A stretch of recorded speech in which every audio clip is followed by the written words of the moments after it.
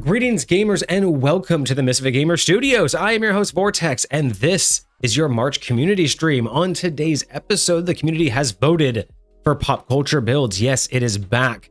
And today, as you can see in the title, we have chosen to do Alucard from Castlevania. This is going to be a lot of fun. I don't know a whole lot about any recent updates. I kind of only have some vague information and some memory about the original game. So I'm really curious what we're going to find out about all of the iterations and the most powerful spells that he got. And we might even dip into the anime just a little bit if we feel like it needs a little bit more power. So that's going to be a lot of fun. I hope you are excited for today's community stream as voted by you, the community. So let's begin real quick with any updates. Oh, you're kind of off camera. Sorry about that.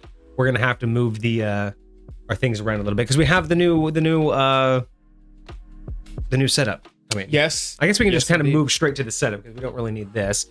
You like the new poster? I'm trying to start getting into that because we want to start doing this a little bit more. Let me fix that. I'm a little bit messed up here. Oh, that's fair. The ultimate croppings. Yeah. Boom, and then make sure that you were cropped properly because we have the new crops. Boom. All right. So, oh, and this is wrong. Hold on. You were supposed to have changed. Oh, it's because I changed the wrong one. Whoopsie. I changed the names to the wrong one. It's fine. We're going to use this one for right now. So, no worries. Yeah, we kind of really liked this from yesterday. We got a lot of good feedback from yesterday's stream. That was a lot of fun. Yeah, it was. I'm so happy we did that. It was very cool. And while all of the extras that we did, you know, all of the extra text on screen and everything, I know that was kind of something that we'll keep to the special streams. Sure. I do kind of like this format in terms of maybe not for our everyday. I still like our side-by-side cameras. I think we'll stick to that when we're doing normal stuff. Of course, you know, when we do the PC stuff. But I'm curious. I want to know, and I'll probably do this in Discord, but I want to know which version does chat like better when we are reviewing something. Do you like us on either side and the information's in the middle of us, right? So we can be like this, and then, you know, like when we're doing a homebrew review. Oh, right now, chat's underneath you, and we could put the thing in the middle of us, just kind of like how we did yesterday, where we were reading off of it. We could put it in the middle of us, similar to how, you know, the billboard is right now. But normally, you and I are way down there at the bottom of the screen. Yeah. And chat's above us, and then everything's technically to our right. So I might have to take some screenshots of that, and then this, and then maybe we'll do a poll to see which setup people like more, because this may just be a more permanent setup, or we may reserve this just for things like pop culture builds, subletting. You know what I mean? Yeah, maybe I don't know.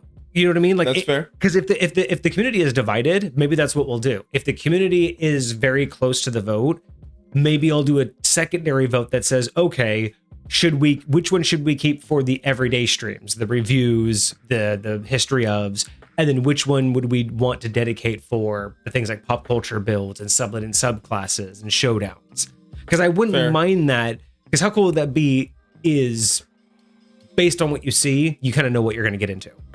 You know what I mean? Like how our cameras are set up, you're going to be like, oh, I know what kind of episode that's going to be. I don't know if that would be better or if it should just be consistent, right? Once we upgraded this, should we just keep it? Sure. So Soul says he likes it like this. So yeah, we'll consider it. I'm really curious to know what the whole community thinks, because I do. I'm really liking changing things up. I think it's really slick. So yeah, I don't know if how many people have noticed like the subtle changes, like, now chat disappears after 2 minutes. Yeah. So it's not there permanently. And that was mainly, for anybody who wants to know, that was mainly a choice when I was gaming on one of my weekends.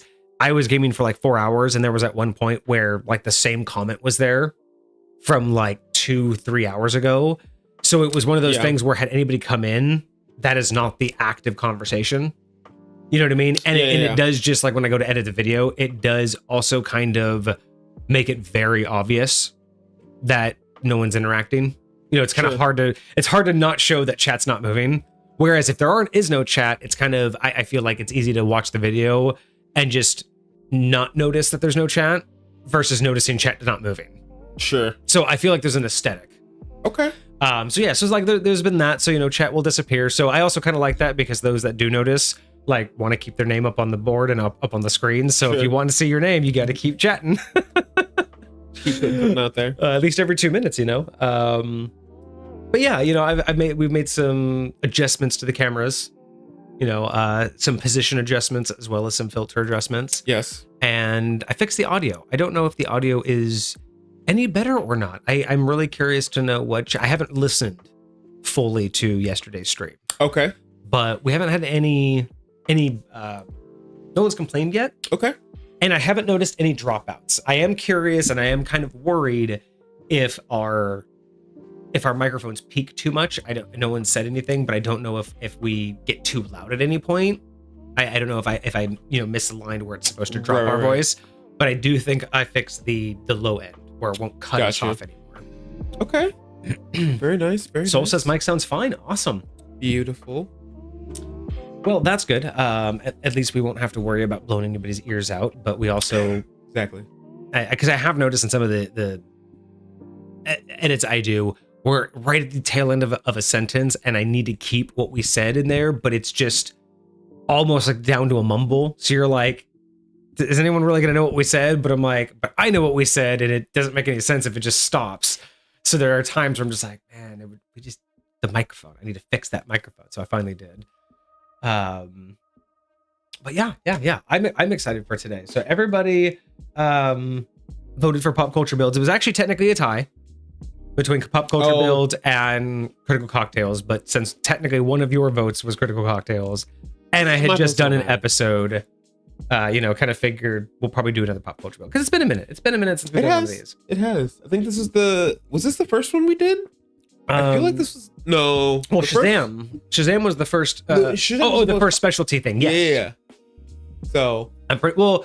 No. Technically, the first community stream we did was lore. I think it was lore and Poor. Remember?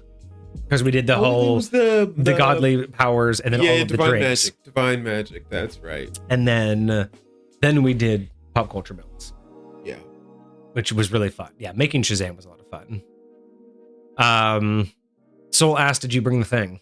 I don't think he did. I know. I told him about it just before, and I'm sorry. I completely spaced it, because I was totally gonna do it. I was like, you know what, that would be I love adding to the collection, but that's my bad.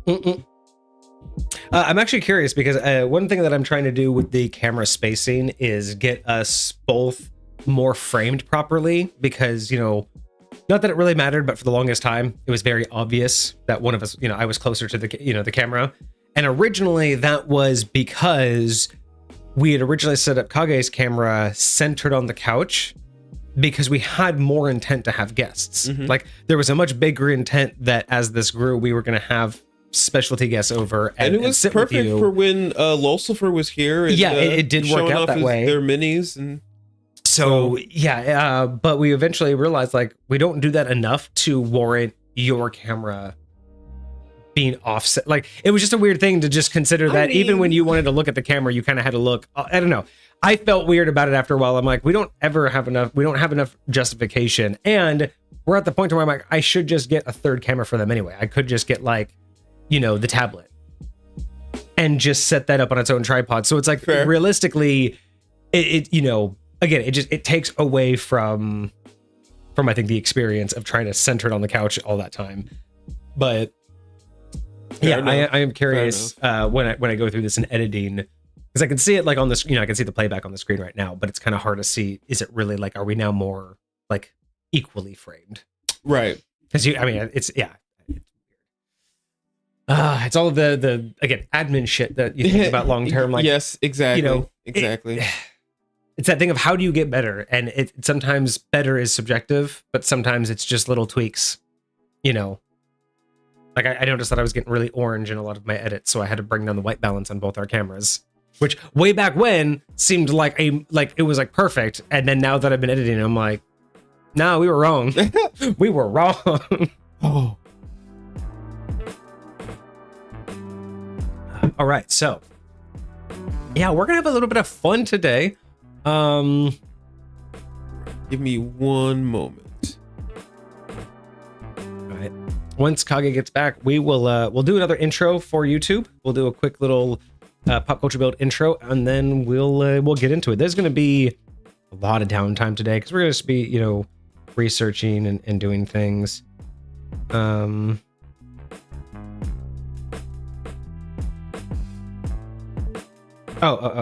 that's why. Good. All right, so we'll do a quick intro and then we'll get into things. It's going to be a lot of fun today. I'm excited. I'm excited to see what we make.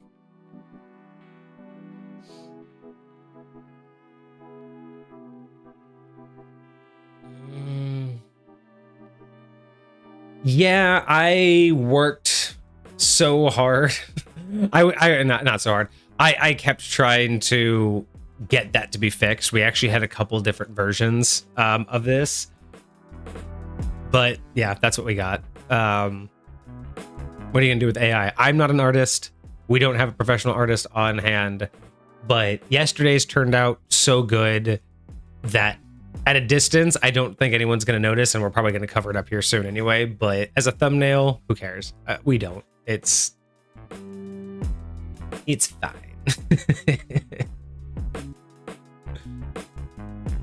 It's the thought that counts, right? See, that's exactly how everyone needs to that's how we need to blame AI for everything. It's the thought that counts. But yeah, we need, I don't know. I like the idea of having these like backgrounds that may eventually be thumbnails. I don't know. I'm testing it out to see, because I did notice when you posted the snippet from Twitch last night of how we looked. I really liked how that looked. It was very eye-catching. It was very nice that it was very easy to read Subclass Showdown. And I have to believe that's why we got rated. I have to believe that change in that format looked different enough to warrant us, getting rated and having people take a look at us. So that's the only reason why I did this again, is because I felt like I didn't want to do all of that for a regular Friday stream and then come to pop culture builds going back to the whiteboard. So I was like, we're going to give this another try. We're going to see how easily we can start incorporating it. And then we'll see how often we can do things like make a thumbnail or make this like little background image and whatnot. You can do the backgrounds. Well, if you want to, if you want to try, send us any ideas or concept art. That is why we made the artist channel in Discord, because we do have the D&D artwork channel, which is just for pure D&D, because that's like the primary use. but the art gallery is specific to anybody who wants to show off their art for use on the stream. Especially since we got what was it, Arctic that came in, and they had mentioned that they were an artist. That is very true. But they had only posted that one time, and I haven't seen them post yet. Yeah. And Tsunkataka posted some stuff as well. And I know Soul, you posted something in there. And then of course we had the cutting room, which is for editors for the same purpose. But yeah, if you're interested, go ahead and post anything in there, and then if we like what we see, we'll reach out to you. It's kind of the whole purpose. We need help. Heck yes. This is the best I can do. I mean, like, at least with the subclass showdown one, I did have to manually edit that one a little bit. So at least I can say that, I had some like say in it, but this was just 100% just yelling at, Let's see what we got. Yelling at an AI until it gave me something I can work with. All right, let me do a quick little intro for YouTube, and then we will get what I need to do. Vixie actually gave me a really good idea. I need to rework my my stream deck, because I need to get a hotkey that can put markers on the stream. So when I download it, it'll flag it. But I also need one that is a quick clip, so I can just literally like snap it and it'll grab like the last 30 seconds. So I need to add those to my stream deck, so I can just be like right now. I know everything before this needs to go, so I can just be like, okay, ready for the intro, click, and then it'll just say, hey, from here on, you can start recording, or you could start like editing. That's wild. That's actually really cool. And that's why I also I'm also in the process of making a tangent cam. Oh, okay. Like a specific scene where I can hit a button and it's like more like our one-on-one, but maybe slightly different. Sure. Just so whenever I'm editing, I can be like, oh, there's a tangent, and I can just rip it out without even looking at it. I can just clip out both ends and then keep doing my keep just working on the video. Yeah. Because there are times when we'll tangent for like 40 minutes and then go right back into the topic. So it would be so nice to have a visual of like, oh, that's a 40-minute chunk I now no longer have to edit, and then I just keep on going. That's the plans I got to do for myself until I get a professional editor. And even then, I still should do shit like that. You know what I mean? I should make it easier to know. Okay. But yeah, so plans as we go. It's going to be a slow process. But even that, gaining proficiency. Right, and that's exactly. I like how you said that, gaining proficiency. All right, we'll do a YouTube intro and then we will get started.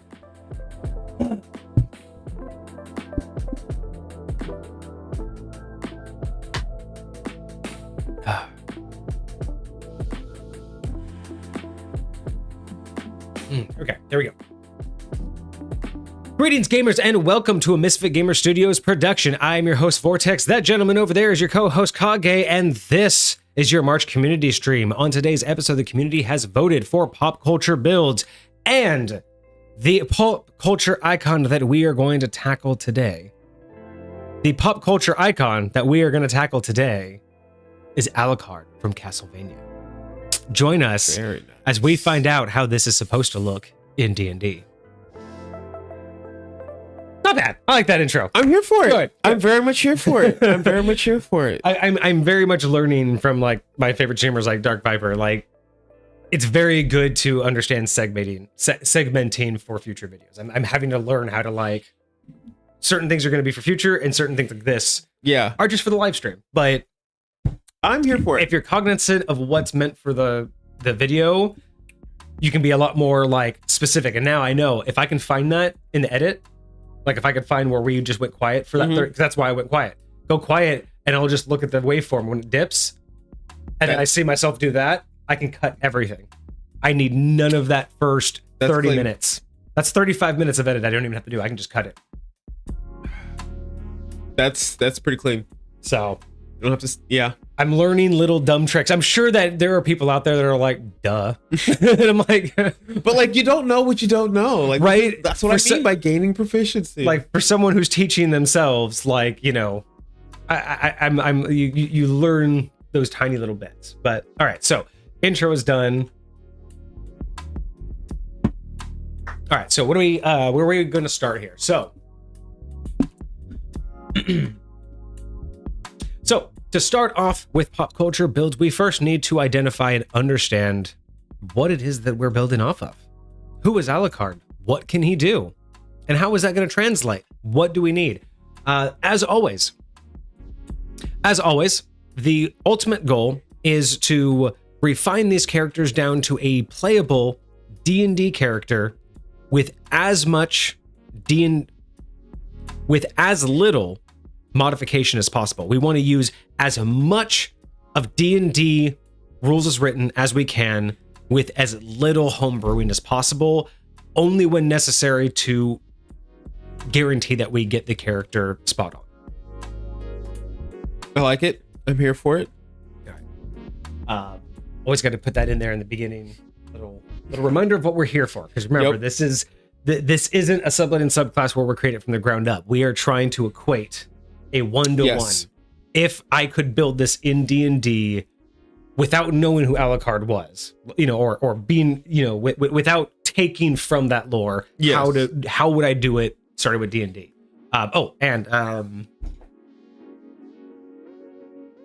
And as always, when we're done, we will end up with 3 write-ups. We will have the icon. There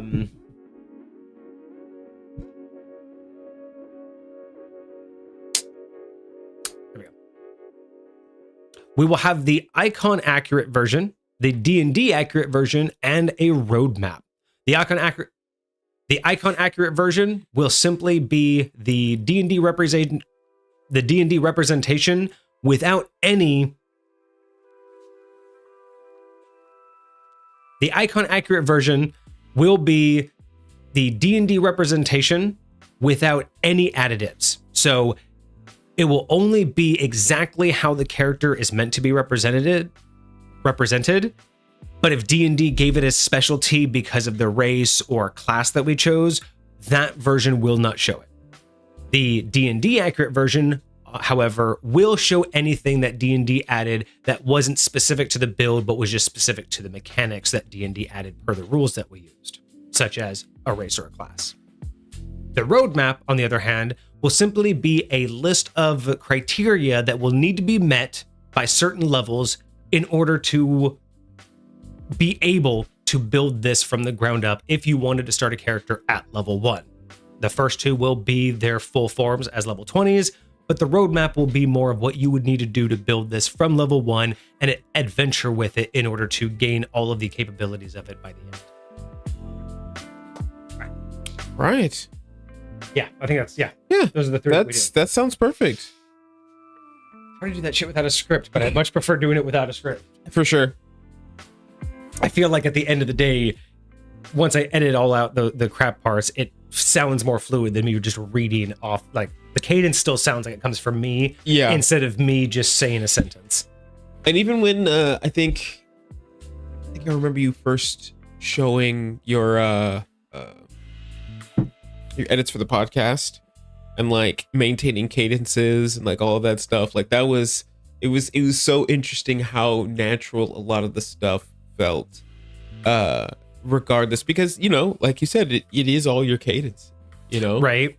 It is funny, like I feel like the more I've listened to people, the more I can tell, like, you listen to streamers and whatnot, and then they talk about how they choose editors, and they're like, yeah, I can just tell when someone isn't, someone doesn't have a lot of experience. Sure.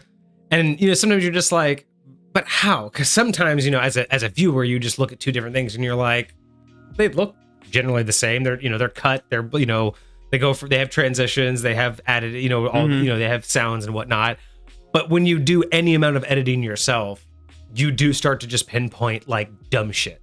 And I don't mean like that editor is dumb, but from a consumer point of view, it's like, you could be like, none of you care about this, but he really should have done this instead. Like it's dumb to have realized it, because in the end, most people won't notice.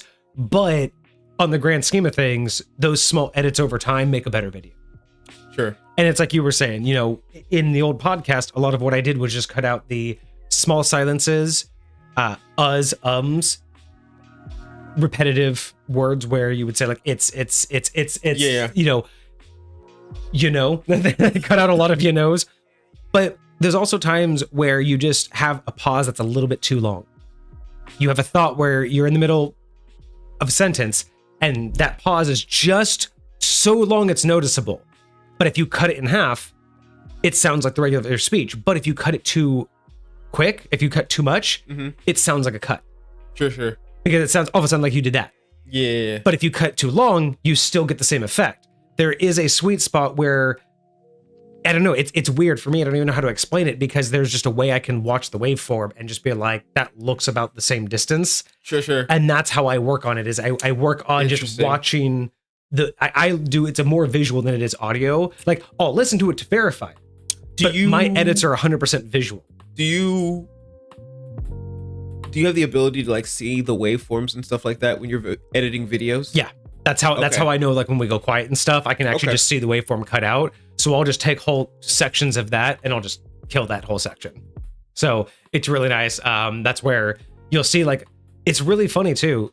We are really good at, and we don't do this I don't think we do this intentionally, but it is what I've seen on with theater and with actors. There is a thing that you do that I've seen with people that for like live performances who learn how to take a pause, especially if there's like an outside distraction, but then immediately pick up where they were. As if to just like let that go and then keep going. And it's funny, we don't think about that, but there's so many times where in our edits I cut out like a good 2 seconds of silence. But when I rewatch it and listen to it, not only does it sound good, but neither of us barely moved.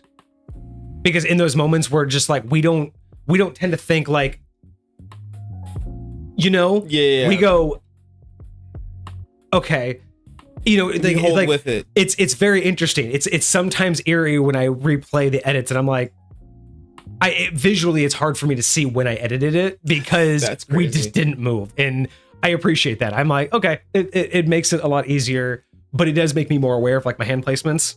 Like that's why when I was like, okay, give myself like some visual cue that I'm about to speak. Also, if I end somewhere, I'm like, okay, I should restart my next conversation like that again. Gotcha. Little dumb things that help the edit like not look so jarring. But fair enough. Yeah. All right, so that was another big cut that we don't need. Anyway, okay, so we've gone through the intro, we've gone through what we're doing, and we've gone through the output. Yeah. All right. So at this point, all right. So at this point, we need to figure out. Oh, I think we already said what we need to figure out what Alucard's all about. I think I have that part already. Yeah.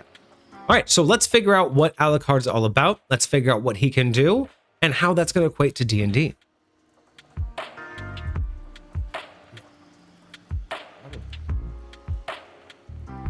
Like that.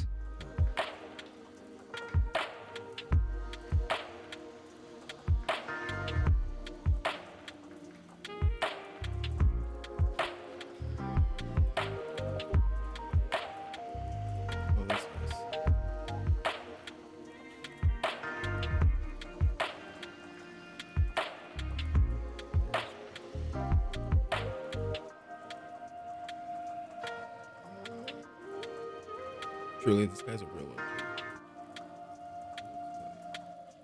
Alucard? Yes. Just like his whole vibe. He's exactly what he needs to be when he needs to be it. He will fuck some shit up. He's got to. But again, I don't know how much of what went down in the anime is canon for the lore behind this guy, but like in the game, because again, half the time when I'm playing these games, like I do not pay enough attention to the storyline. I'm just trying to blow some stuff up.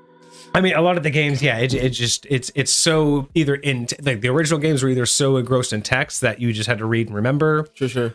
Or yeah, you have to be really into reading the fan fiction like, and the outside part stuff, of the lore and all that stuff. But like, was his father, was Dracula alive and around when you guys were in the game? Yeah. So I think from what I remember is So he didn't come in until the third Castlevania. Like his character wasn't introduced until the third. So technically you were fighting Dracula in the first film. Okay. You were part of the Belmont family. You were fighting Dracula. And eventually they made him a supporting character in Castlevania 3, but then became one of the main characters in Castlevania Symphony of the Night, which is one of the more popular versions of the more modern games. Got you. So yeah, it is Dracula's son, and we are going to figure out exactly how that's going to translate. Okay. And that's basically it. Okay. It is just Dracula's son. It is just another protagonist to the series. Okay. And we are dealing with a vampire human hybrid. This is not full vampire. This is technically a half-breed. But what I do appreciate right out the gate is that they do, by the wiki, consider it a Dhampir. And by their logic, the Dhampir are the half-breed children of vampire and human, with all the strengths of the vampire and few or none of the weaknesses, save for the thirst of blood. So it is basically Blade. Yeah. As far as I'm concerned, Castlevania treats a Dhampir like Blade, the Daywalker. That's You have the only thing that you have struggled with is your bloodlust, but outside of that, now what we need to figure out though is in terms of D&D. We've looked this up before. We've actually used Dhampir. Yes. Ironically, in the first pop culture build with Shazam. So what I'm really curious about is how, like, they've basically already given us the race, right? So I need to figure out, or I want to figure out how closely related their description is to the D&D description to understand how much, again, from the icon accurate to the D&D accurate, how much is actually going to have to be brought over. For sure.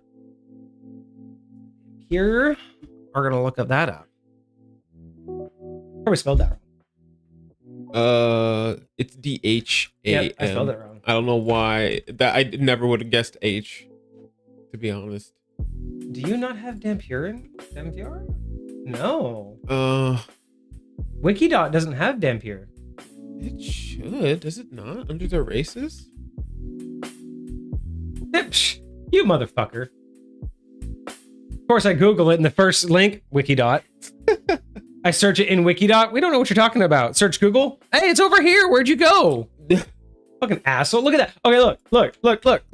I copied it. You see the search bar. You see, I pasted it. I copied that and I pasted it here and I hit enter. Liars. Explain that to me. Liars. Those bitches. Search. Oh, I'm sorry. Search temporary unavailable. Never mind. It's the search is just broken. Search is broken. I honestly, because I didn't read what it said, I just assumed that it said there's no such thing, and I'm like, you mother. What are you talking about? Don't lie to me. Don't lie to me.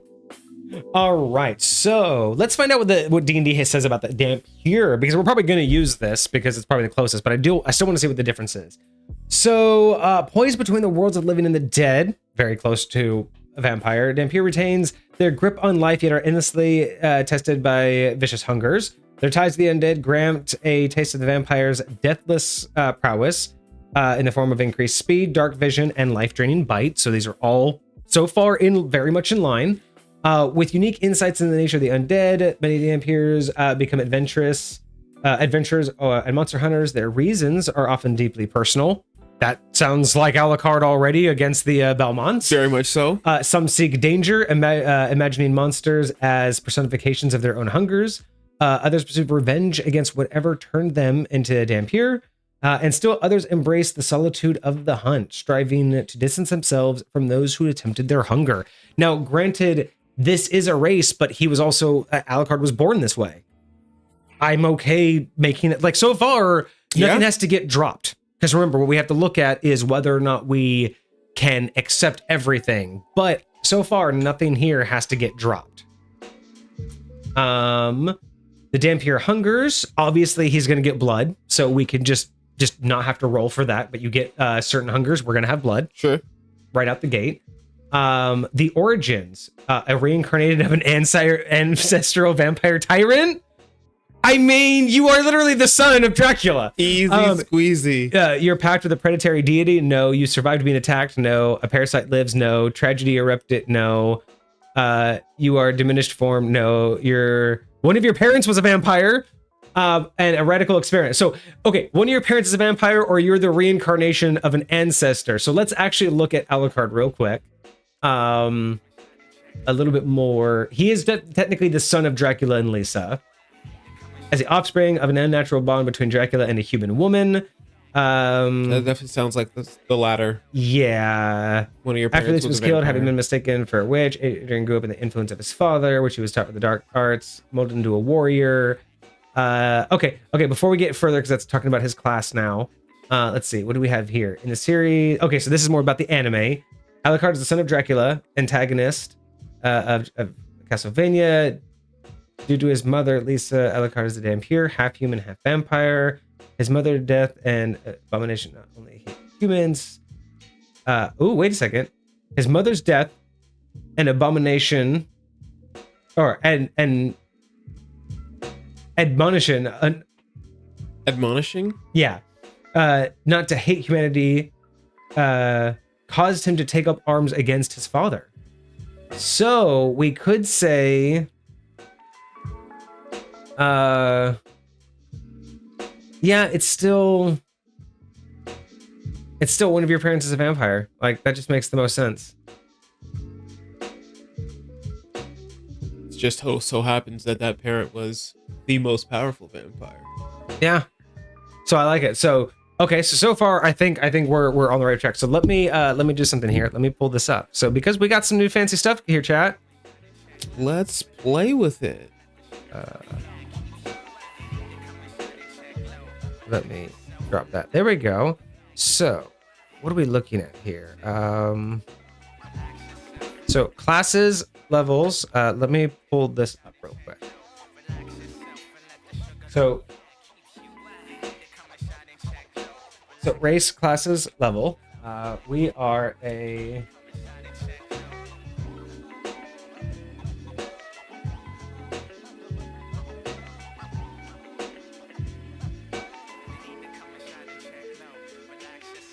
okay. Right, we know that so far. Perfect. Oh, sorry. Let me update this real quick, ladies and gentlemen. Boom. So, what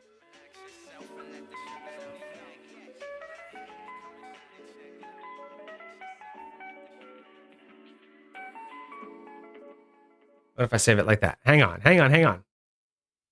Boom. Race, the Dhampir. We have Bloodlust, and we have a vampire parent. So far, so good. Okay. Everyone liking the visuals so far? Are we okay with these visuals? No, this is perfect. No, I need that. Yeah, we don't need that one right now.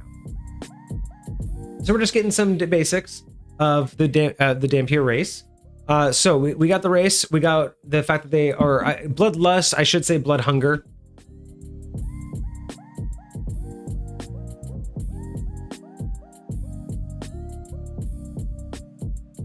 Okay, maybe you were right. Maybe putting this on the screen was a little bit nicer. Okay. I still miss my whiteboard, but my whiteboard's much more for dynamic stuff. I think this is much better for visuals, because it is kind of easy to just have a notepad here and not have to write everything out. So I don't know. We'll find out. We'll find out how. See if it works. Yeah, I might have to do like we might have to keep adjusting it over time. So if it gets worse, we might go back to that. But so far, I'm liking this. So far, good idea. Sweet. Kage kind of talked me into trying to do this for another stream because it worked so good yesterday. It was just a lot of work to set up. This one is not set up at all. This is literally, I stole some of the assets and I'm literally dynamically changing them. Yesterday, all of the assets were pre-built and I was just clicking buttons to hide them. Show or hide them on stream. So this one's going to be a little bit more like touch and go, but I think I found an easy way to work it. Oh, but it's like driving a new car for the first time or something. I like it. All right, so we've changed that to now we have blood hunger, the vampire parent origin.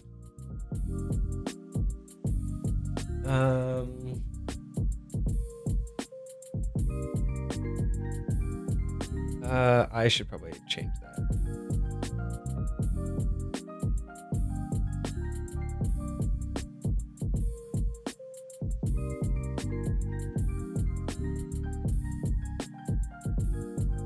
There we go. That's all I got to do. Just move it over a little bit. All right, so we have the vampire parent origin from the Dampier.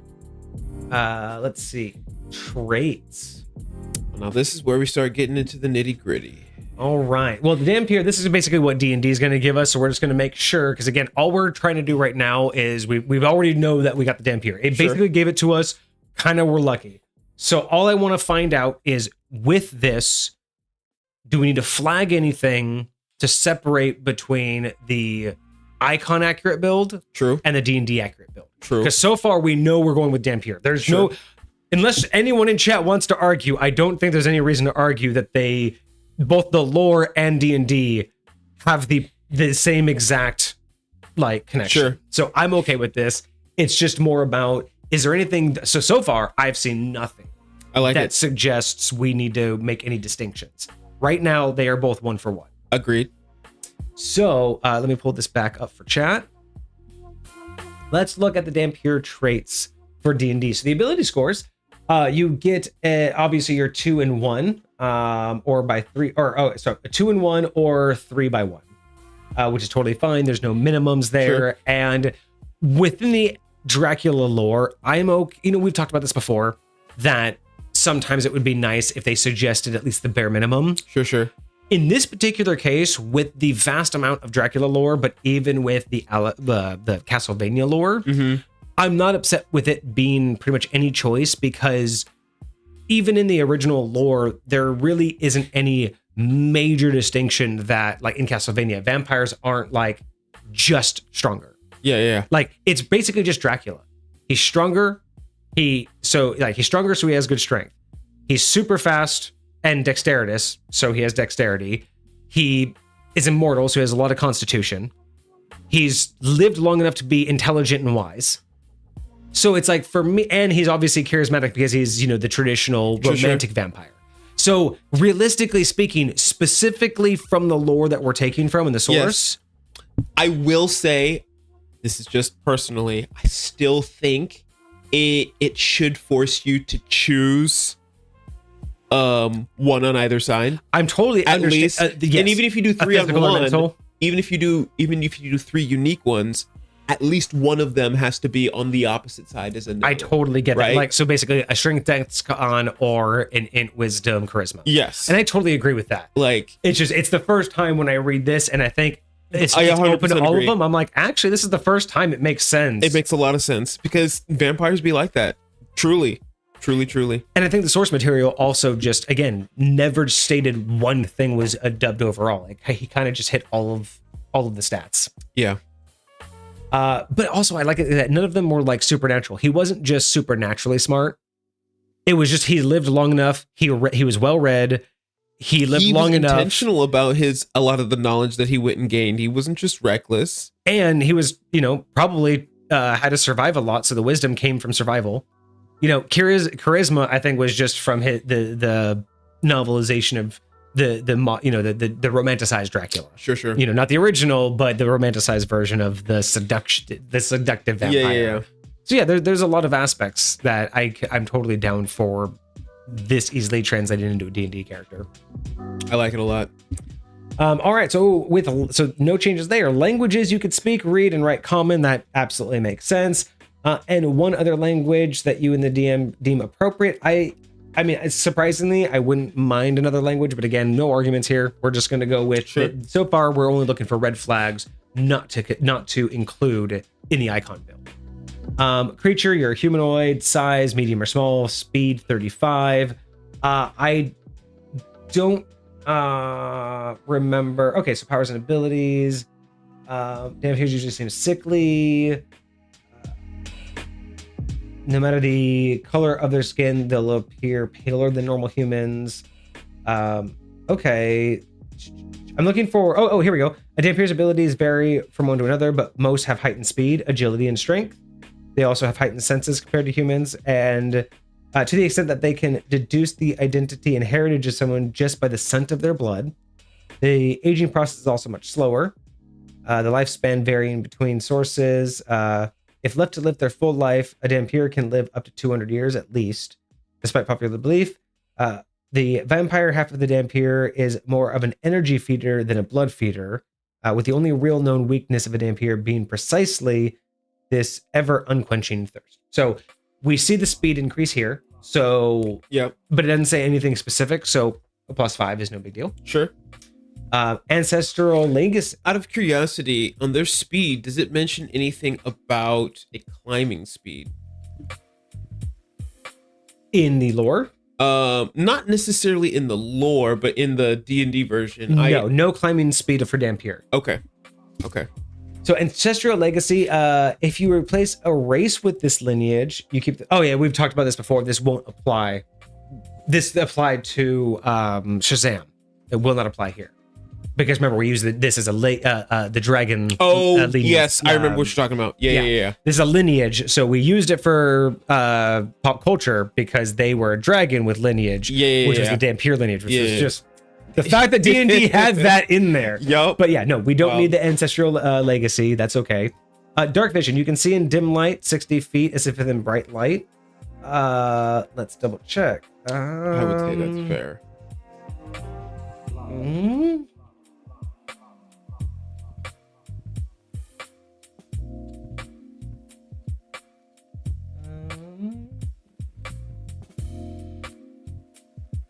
Did it say anything about their vision?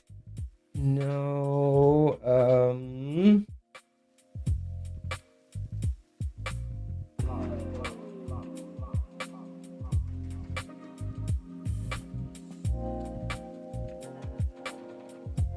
maybe senses?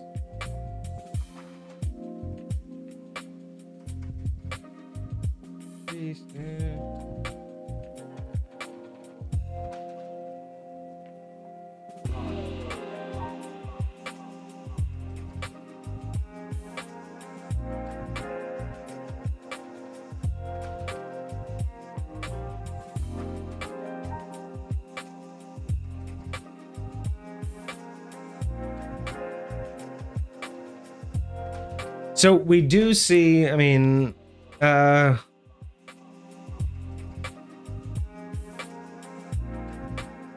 he does have an echo ability. So he basically has echolocation. So we'll call it blind sense. Okay. Because he does have, I'm assuming, so let's say, I think that says it in there. Maybe he doesn't have echolocation. But it does say they have heightened senses compared to humans. So I would say that, yeah, okay, there's no reason to suggest that dark vision isn't something that he would have. I mean, classically, they're creatures of the night. They turn into bats. I'm okay with dark vision. There's no reason. The only thing I would say is we could probably add blind sight. The 5th edition version and we might be able to find a way to do that in the build itself. Yeah. Well, honestly, at worst, can we use blind sight as a feat? I mean, there isn't a feat. Oh, hold on. Because if we can get that as a feat, then there's our part of our build. We'll just add it as a feat. Again, depending on the class we end up choosing, you might be able to do it anyway. Exactly. Yeah. So if we do need it as a feat, So blind sight for sure is going to be on the list, though. Like, just write that down for sure. Or actually, here, you don't have to write it down, good sir. We have the race over here. I can just add it to my notes on this other board over here.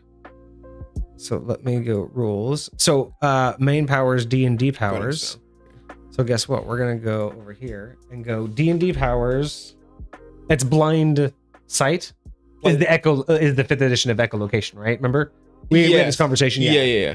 So it's blind sight.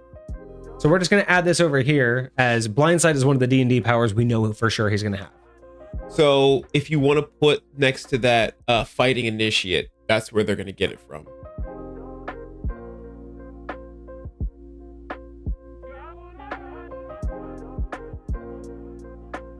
And what is that? What is that? Fighting Is the Initiate? feat.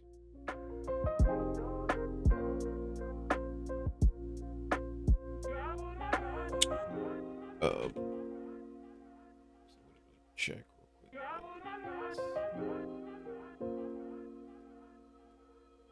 quick. Okay. We're good there. I can probably even So I will say, and you tell me if you feel like this is enough, they get blind sight out to a range of 10 feet. What's normal blind sight if they were? Is there any other way to get blind sight? This is the way. So certain classes get a fighting style as a part of them. Paladins get a fighting style. Fighters get a fighting style. I think even monks get a fighting style. And one of the fighting styles that you can choose is something called blind fighting.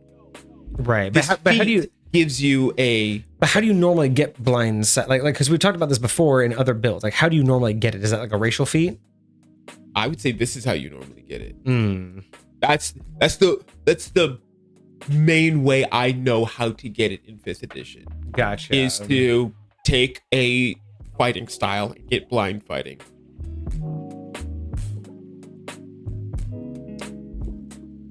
Because we talked about blind sight basically being the D&D equivalent of echolocation. Because we had that conversation the other day about it has... That's for a lot of creatures. It has in it, right? So that's the thing, is blind sight isn't really something that normally players get. It's a creature-based aspect. It is not something that players get unless they can specifically find an avenue, because it's not just echolocation, it's echolocation, but it also encompasses other things. It encompasses increased hearing, it encompasses, enhanced smell, it encompasses like a lot of different things that you could associate with it, including echolocation. So when you are like a monk that's learning how to do this, you might not be using echolocation specifically, you might just be using sound. Somebody else might be using echolocation because of whatever their genetic alterations they may have had in their body or something to that effect. So there can be different explanations for why you get a sense of blind sight as a part of what your character can do, and whatever that range may be will likely be related to that. But okay, so in that particular case, I think then we can ignore blind sight for now, and we'll just continue to work with this. So stick with dark vision. Yeah, we'll just stick with dark vision. Because again, we can even just say that the echolocation only works in bat form, because I don't know how ingrained that is in the actual lore versus just more of a flavor text that someone added later. So, because again, that wasn't even from the wikis that I saw that in. Okay. So we'll hold off on that for right now, and we'll continue with just dark vision. But dark vision, I think, totally fits. I do think dark vision fits with the heightened senses and all of that. So no big deal there. Deathless nature, you don't need to breathe. I mean, love that. Let's see. Alucard, while seen breathing, lacks reflection and is hurt by water with the proper relics. Okay. So he's seen breathing in a game.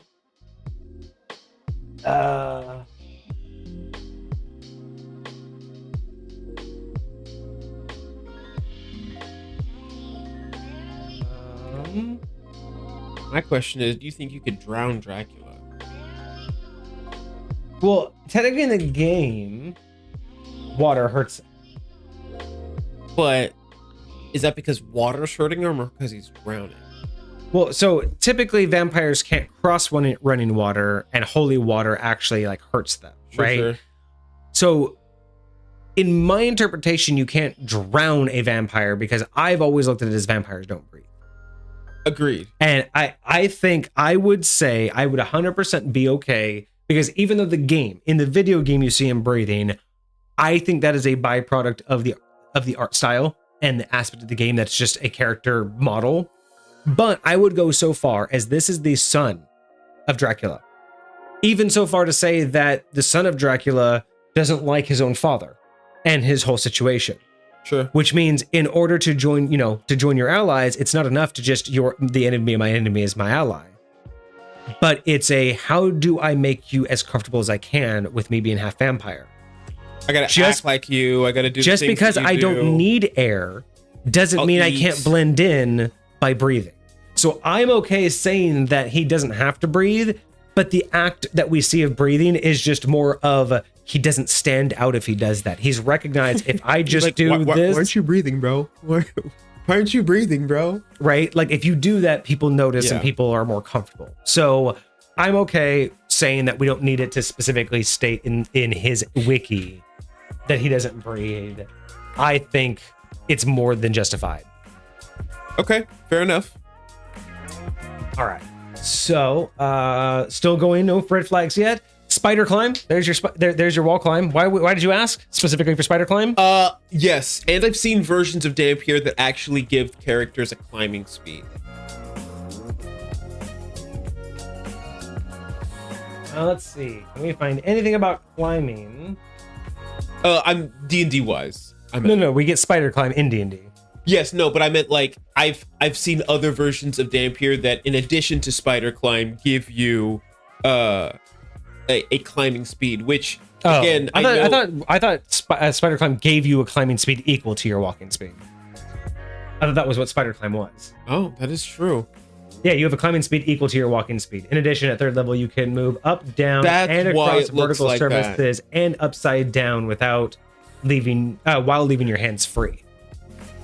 So there's no need for the speed. You just do it, and then once you're at third level, so crazy. That's just you have that. Yeah, you just have that. You just straight have it. That's great. I'm not gonna lie. You can just get like a pair of slippers called the spider climb slippers. So Alucard.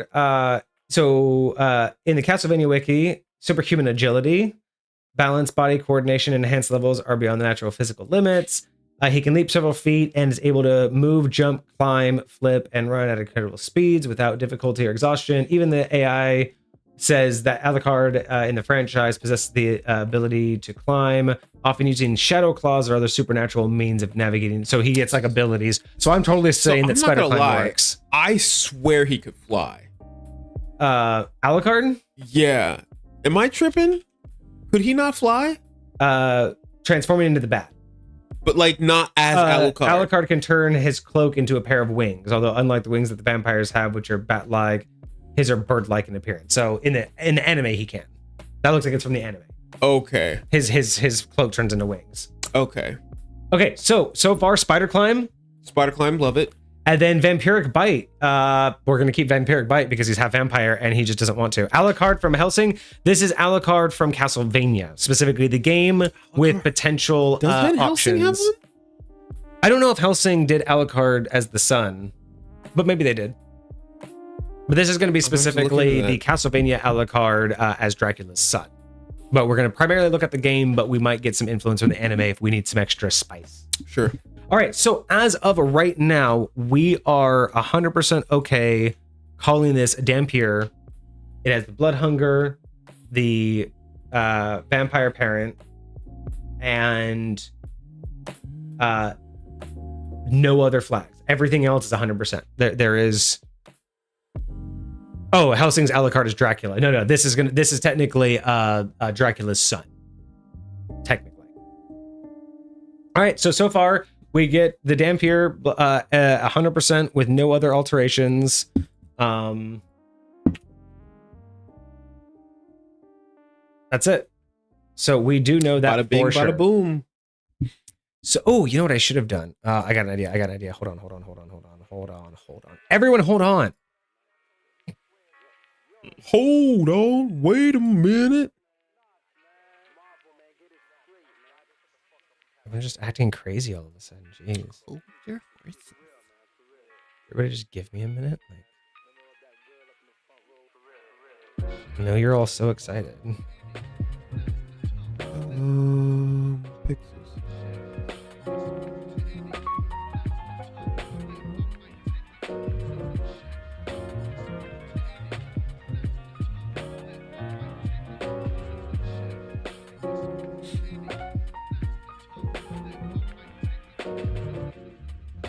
All right, so we are good with the race as Dampier, blood hunger, and vampire parent origin.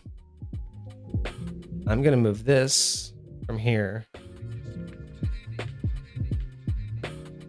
to here.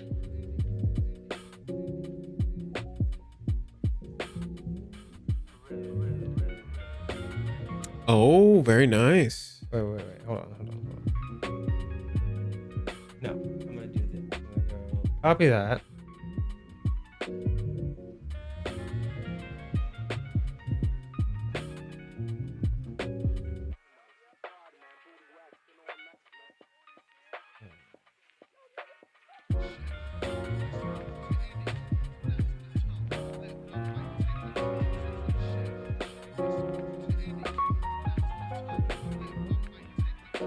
That's good. Yeah? That's good. Cool. So now we have the race. We have Vampire and the vampiric blood origin. Everything else 100%. So we don't need to make any other notes. I am cool with that. Cool. All right. So what's next? Like,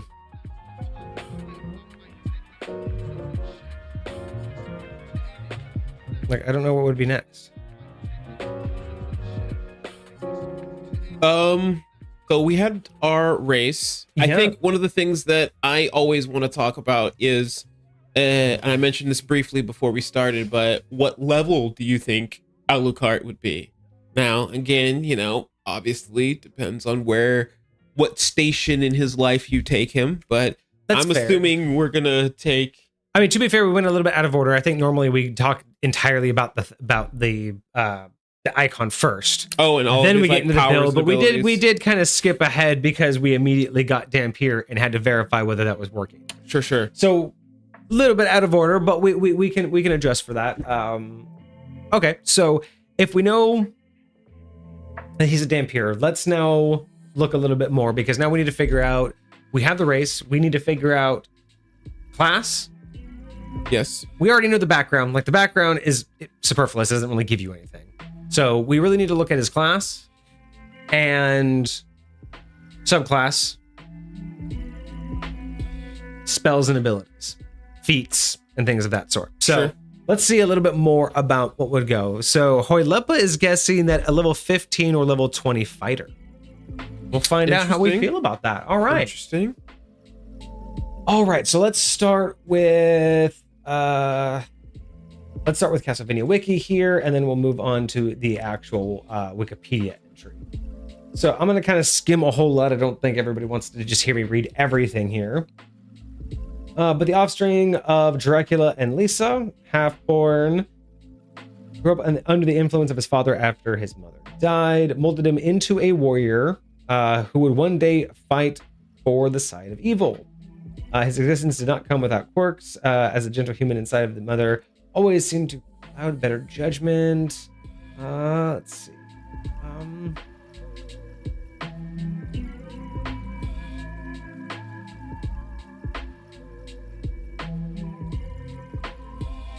So he did turn on his father at some point.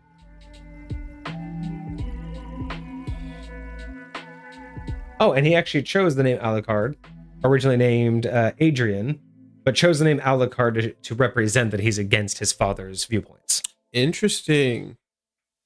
Oh, very cool. So his father wanted him to follow in his footsteps, and he was like, I will Nah. say, maybe, I don't know what his reasoning is here, but it follows what I remember of the anime, at least. Because, like, he was his father's minion, I guess. His whatever, but it was his humanity that made him realize exactly not to go against him. So yeah, I didn't know that he chose his name. That's the part that I didn't. I did not know that either. That's very cool. Oh, here we go. Okay. Alucard is an adept swordsman and typically wielded one-handed swords. Other attacks uses dark magic. As a shapeshifter, they can change themselves into a bat, wolf, or mist. Okay, real quick, we need to discuss that. Okay, hold on. Let me... That gives me rapier vibes for sure. And the one from the anime, you could consider that a rapier kind of. I mean, rapier's a option. We'll see if it tells us anything. So we But- do know that they are single-handed swordsmen, dark magic, and shapeshifter, bat wolf mist. So now I know I know much more about second edition, obviously. I'm trying to do I don't know off the top of my head. Hang on, sorry. I'm trying to think off the top of my head.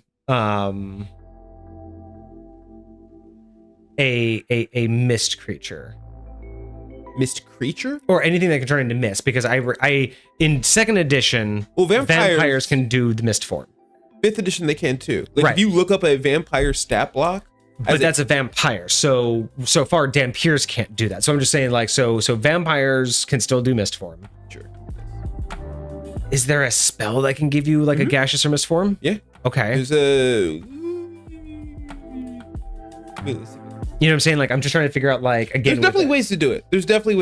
Okay. There's spells. There's because Bat and Wolf are easy. We can make him a druid. I would say probably just because what level does a druid need to be to get their wild shape? Level. Second level? Yeah. Well, yes. In 2014, it's second level. You get wild shape. Mist elemental. Spellblade, mist elemental, or wind elemental. Yeah, Spellblade might be it. So okay, so we know that they need to. So we could multi-class because we have magic and we have swordsmanship. So we could do druid as a multi-class to get magic and swordsmanship, or to get magic and wild shape, and cut that all at once.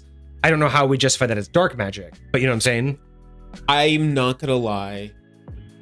With everything that you've put on that list so far, I think possibly dip 2 levels into druid, but I genuinely think a warlock, Yeah, Pact of the Blade feels like the best thing for like, not just because of the Pact of the Blade, but like having all of these like intermittent, like you're part fighter, but you also have enough magic to be able to like do different things with it.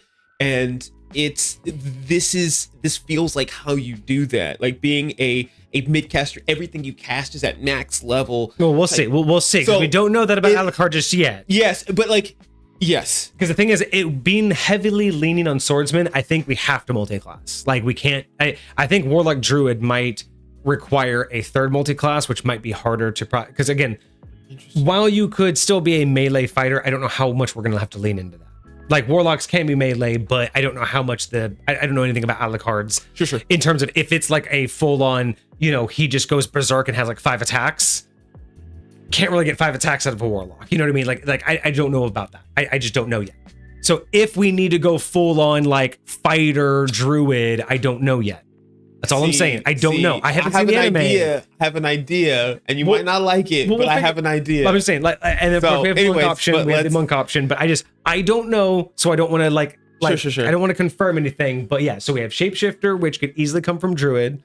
Magic can come from warlock, druid, sorcerer, or possibly a subclass. You could also get the shape changing from just straight up magic using polymorph as well. That's true. We could just give him a polymorph spell. So like, if you don't want to like do too many multi-classes, like that's totally a possibility. And dark magic doesn't really exist in D&D outside of like necrotic magic, so we could make him a necromancer.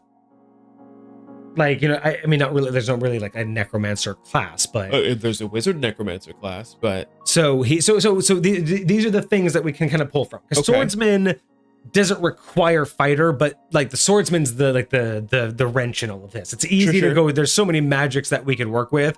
The swordsman, I think, is going to be the one thing that either it's going to solidify warlock or it's going to solidify multi-classing. Because a warlock, I think, could solve a lot of this. I just don't know if it's going to solve everything based on what else we read. Lepus says monk druid. Interesting. Ooh, can you imagine a monk druid warlock? Just enough warlock to get packed weapon and packed boon. Just enough druid to get wild shape, and then everything else in monk. Because then you'd get your multi attacks, you'd have your weapon, and you'd also have your magic. Well, and your shape changing. So you only get your multi attack. You only get one multi attack, and you only get it with your main weapon. Your flurry of blows has to be an unarmed strike of sorts. And then packed weapon can't be an unarmed weapon. I mean, like it won't be a packed weapon though. It won't be the sword. You know. See, I'm not good at min-maxing. This is why I don't do min-maxing. Now, depending on how creative you want to get with your words, I have a different idea for a bunch of attacks as a warlock, because you know we're gonna get to it in here. So I don't want to jump too far ahead, but let's see what else. Let's see what else he could do. Yeah, I'm trying to just look at, like, these are just a lot of accounts for when we've seen him before in different games. I'm just trying to see if I can pull out any distinct information about. Okay, so what am I reading through? These are just all of his, like. Is there a section for just his abilities? History, concept and design, personality, powers and abilities. Here we go. Okay, powers and abilities. Dark magic. So although Alucard can more than hold his own physically, it is magically where he is truly dangerous. Okay, so he's damn near gonna have to be a 50-50 in both of what he can do. Like, not 50-50 as in 10 levels. Sure. But whatever he can do magically has to be on par with what he can do physically. Another reason why I think Warlock would be a really good choice. So like his father, they can use many types of dark magic. It makes it that his powers at least half of what Dracula is, since Dracula trained him. Most magic has own attacks. So he has Hellfire, which could easily be Hellish Rebuke or Firebolt, or Eldritch Blast. Eldritch Blast, even what do you call it? Burning Hands. I think that's a great option. What is his Hellfire? Let's see what his Hellfire is. Hellfire is a spell that Castlevania series is a powerful attack that summons 3 or more fireballs that are usually launched in a straight fashion. Usually, Scorching Ray. So yeah, it's just 3 fireballs across. Scorching Ray. Yeah. Scorching Ray. Oh, I'm sorry. I'm not showing chat what's going on here. So you see, this is what we're looking at. Like, it's this little Hellfire where he just fires 3 balls and they go. That's Scorching Ray, because it's like basically Scorching Ray. It's 100%. It's blast. It's 3 attacks. It's exactly that. Okay, so I'm gonna add that to the list. So the main powers is Dark magic. So dark magic. Under dark magic we have Hellfire, but you're saying that in the D&D in D&D powers, you're calling that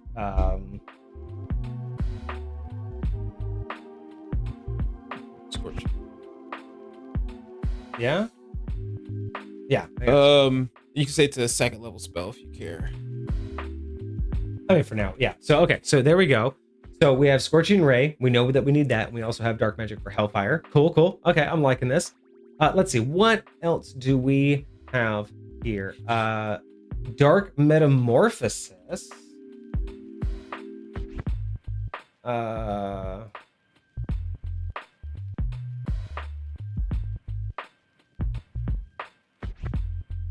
Let's see. What is Dark Metamorphosis?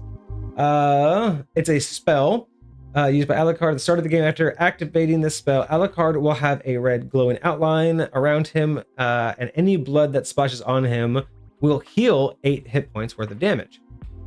Blood is only spilled from certain enemies. The amount of HP restored. Dracula himself is also capable of performing this spell. So it is literally a healing spell based on. So it's blood on you. So it's a healing spell based on damage you do. Think about that. It's whatever blood spills on you, and it's only cut weapons. So translate that to D&D. It's a healing spell that heals based on the damage ideal, because the damage ideal could be equated to how much blood Sure. So what like spell heals you based on what damage you do? Don't know if they, I mean, granted they should, but I don't know if we do. There's got to be a spell that does that, right? Like, there's got to be one that does, like, you get magic or you get healing equal to, X number of damage from this, right? The only one is life transference, and that's you sacrificing life to give it to somebody else. What about isn't there like life, like isn't there one where you touch someone, like you literally can touch them and you drain life, like isn't drain life, isn't that a spell? No. There's gotta be hold on. There's gotta be one, right?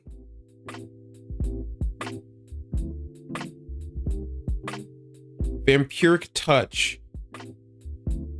You touch the touch of your shadowy wreathed hand can siphon life force from others to heal your wounds. Make a melee attack against a creature within your reach. On a hit, the target takes 3d6 necrotic damage, and you regain hit points equal to half the amount of necrotic damage dealt. And that equates to the amount of blood spilled. I'm okay with that. So we'll call that vampiric touch spell. That's a warlock spell.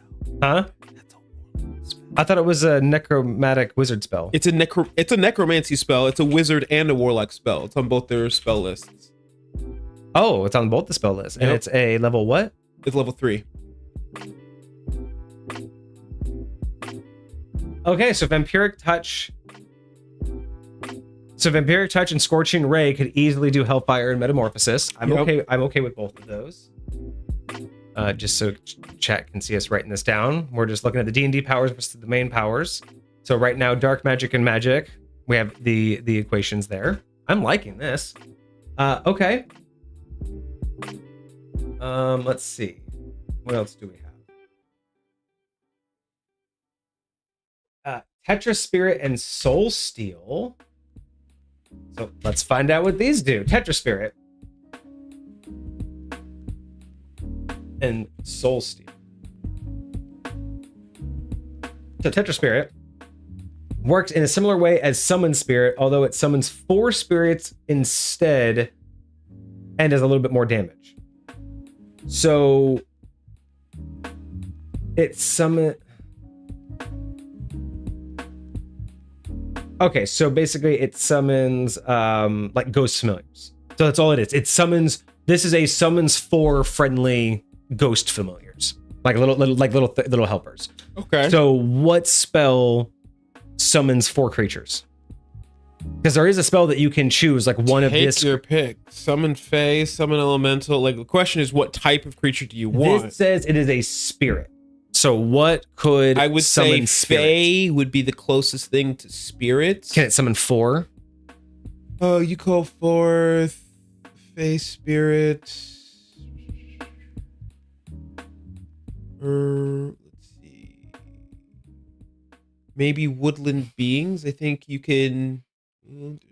I thought there was one that you could summon like ghostly apparitions of like creatures. Like basically it was like ghostly spirits, but then you had a choice. You could choose like one of a certain CR, 2 of a lower CR. So that is you know what I'm talking about. I know exactly what you're talking about. That's the one that Venla loves to use. What is it? Is it called Conjure? Is that why it's not coming up? Conjure woodland beings.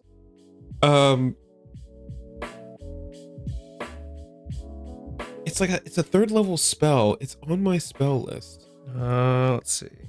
Conjure animals. Conjure animals. Yes. Do you summon 1 beast of CR2 lower, 2 of CR1, or 4 beasts of half or lower?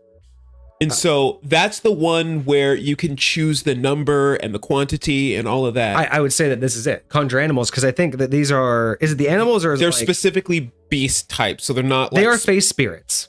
It does say they are. It's a face spirit of that animal. So is that what it says? Oh, yeah. Spell allows you to summon different number of face spirits that take the form of the beasts. Okay. So I'm totally okay. They can just take the form of whatever. If we're gonna do like a warlock druid, you know, again, because we need the shape change. So if we're really thinking about druid, and what level spell is this? It's a low level spell. That's a 3rd level spell. So, oh yeah, because you can upcast it to 5th. So I mean 3rd level spell, which means you'd have to be what, 5th level? Yeah. So 5th level druid, and then everything else in warlock so far could be okay. Theoretically, but you said polymorph. You don't have to be 5th level in druid. You just have to be a level high enough. You have to be able to cast 5th level spells. So And a warlock can cast 5th level spells, but they'll have access to the druid spellbook. That's fine. So still, we only need 2 levels in druid in order to be able to say we can shapeshift. No. And we just need access to wolf and bat, because the mist form, we could do a spell for it. Yeah. And again, I would rather do something natural than a spell for shape change. I'd rather it be natural as part of what we can do than the spell, like polymorph, because it just makes more sense for the build. That's the only reason why I'm leaning on druid, because I don't know what else we can do, because we've already chosen Dampier, so we can't do a shape changing race. Sure. So we have to lean in at least with the bat wolf option. As a druid, I think. Yes.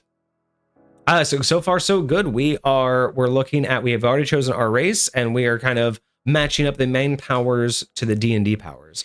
Right now we're just trying to struggle with exactly what means what. Because I'm okay with the mist form being powered by the spell as long as the general shape change. My only argument would be, I feel like the majority of what he can do is manifesting itself as magical powers, right? And so having it come from a spell doesn't feel like it would be out of the ordinary. That's why I'm okay to limit it. That's why I'm okay with like mist coming from a different spell, like gaseous form. Sure. I just think the general shapeshift feels like it needs to be natural, because he's born with it, right? It needs to be part of his natural build, not an external force. I just feel to be more akin to the actual build, right? Because it's not something he learned how to do. It's something that he just can do, at least lore-wise. And that's why I feel it's more appropriate to assign the shapeshifting to a race, the class.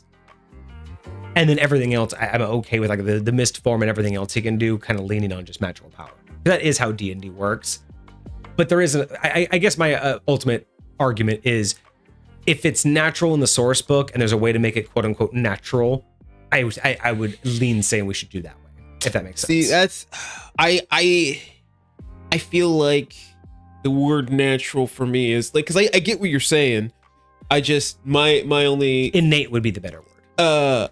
Would be like, even as an X-Man, right? You have your innate powers, but learning how to use them appropriately and doing these things with them is something that you cultivate and like learn how to do appropriately. Oh yeah, I got you. So that's the only reason why, like, even saying like, if I'm learning how to cast this magic on myself or learning how to whatever, like I would still look at it the same. Like I wouldn't be like, oh, that feels out of place to me. I do see what you're saying when it comes to like the natural. The spell version can be done on other people. This is only what you can do to yourself. So there's another, again, the other argument is just being as closely related to the source as what I'm trying to lean towards, if we can. Fair enough. But it has to make sense at the end of the day.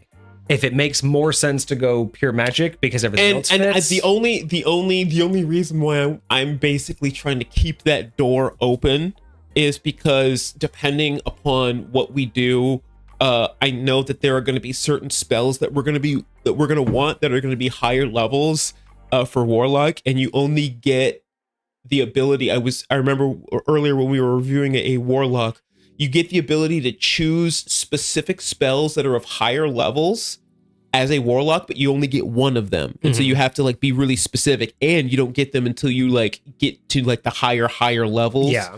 So depending on how many levels we multi-class in to do other things. That's why I want to limit it. That's why I'm okay. If we can keep Druid at 2, I'm done. I'm happy with that. That's why I'm okay putting Mist form as a spell. Let me just look real quick. I am totally fine with just level 2 though.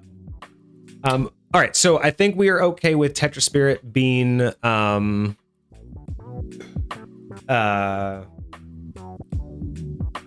see, so we got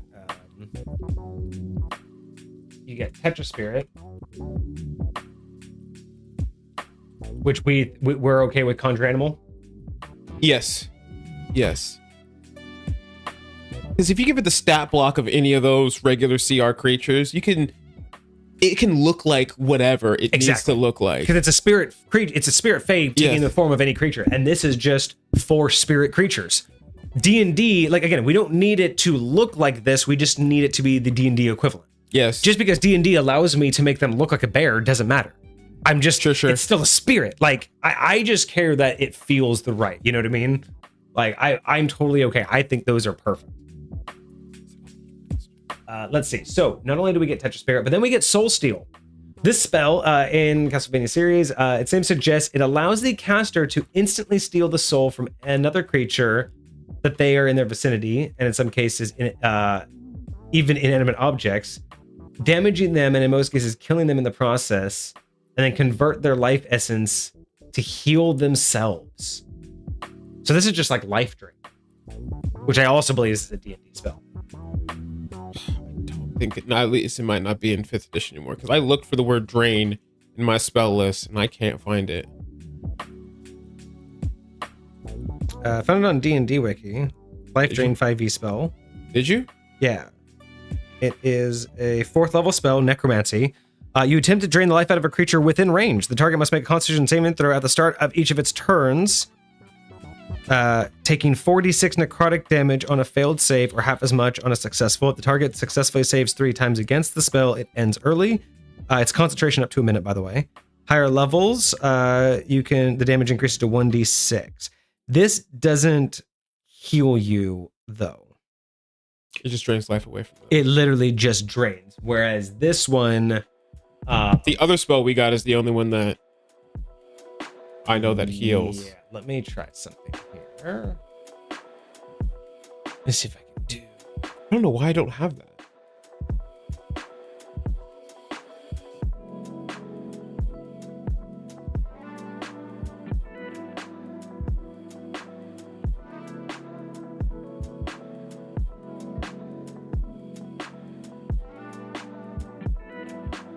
Let's see. So Circle of Death, but again, that's only damage. Vampiric Touch is a 1-on-1 version of Soul Steal, which we've already have. Horde Wilting.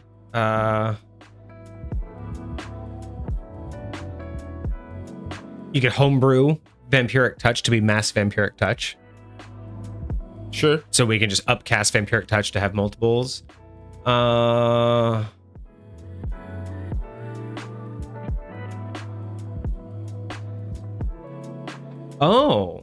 Soul Cage. 6th level Necromancy. When a humanoid dies within 60 feet, you can trap their soul. Once captured, the soul can be used for regaining HP, 2d8 plus your charisma modifier. Oh, that's perfect. Asking a question or spine.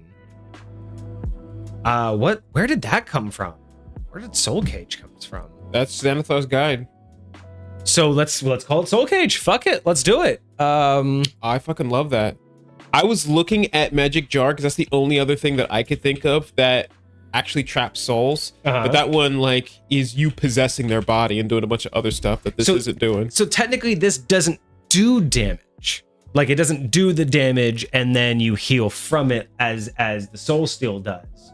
Because this one says that you steal their soul. But then again, this one doesn't do damage either. It just says that you steal the soul from the vicinity, and so does Soul Cage. You steal the soul from someone who just died. There's no difference. I'm okay with... I think that's the closest we're going to get. I like it. Without homebrewing it. And because they theoretically, you could just say you do damage to them beforehand. I mean, this does say that you steal their soul, damaging them, in most cases, killing them. So it's a light translation of... You know what I would like to articulate? This, in D&D terms, you do damage to them, and then once they die, you steal their soul. Exactly. That's the only difference. It's just an order of operations. I would be like, you imagine you use their vampiric bite, and you literally suck their soul out as you're killing them. So like, as they die, you go ahead and cast this. You know what I would do? As a DM, I would say that without having to expend anything, if you ever... use your Vampiric Touch and crit, Soul Cage automatic and kill them, Soul Cage automatically happens.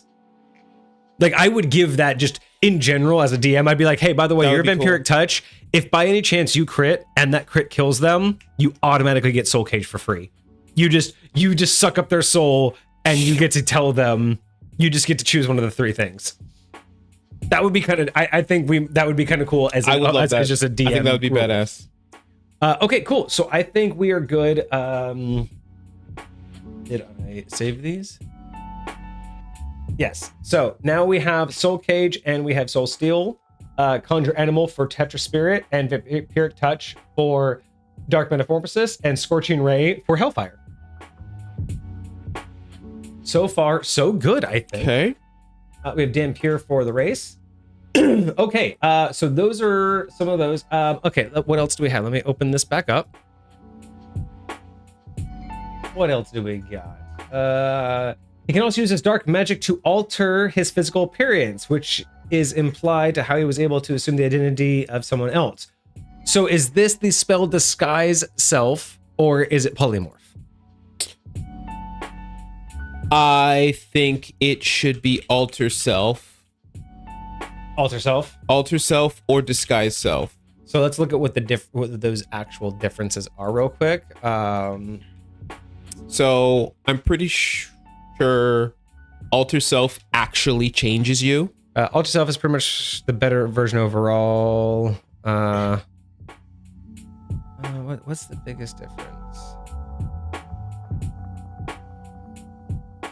You know what? It's one of the few times ChatGPT is actually fast. So if I can just read this section, unless you want to do that real quick.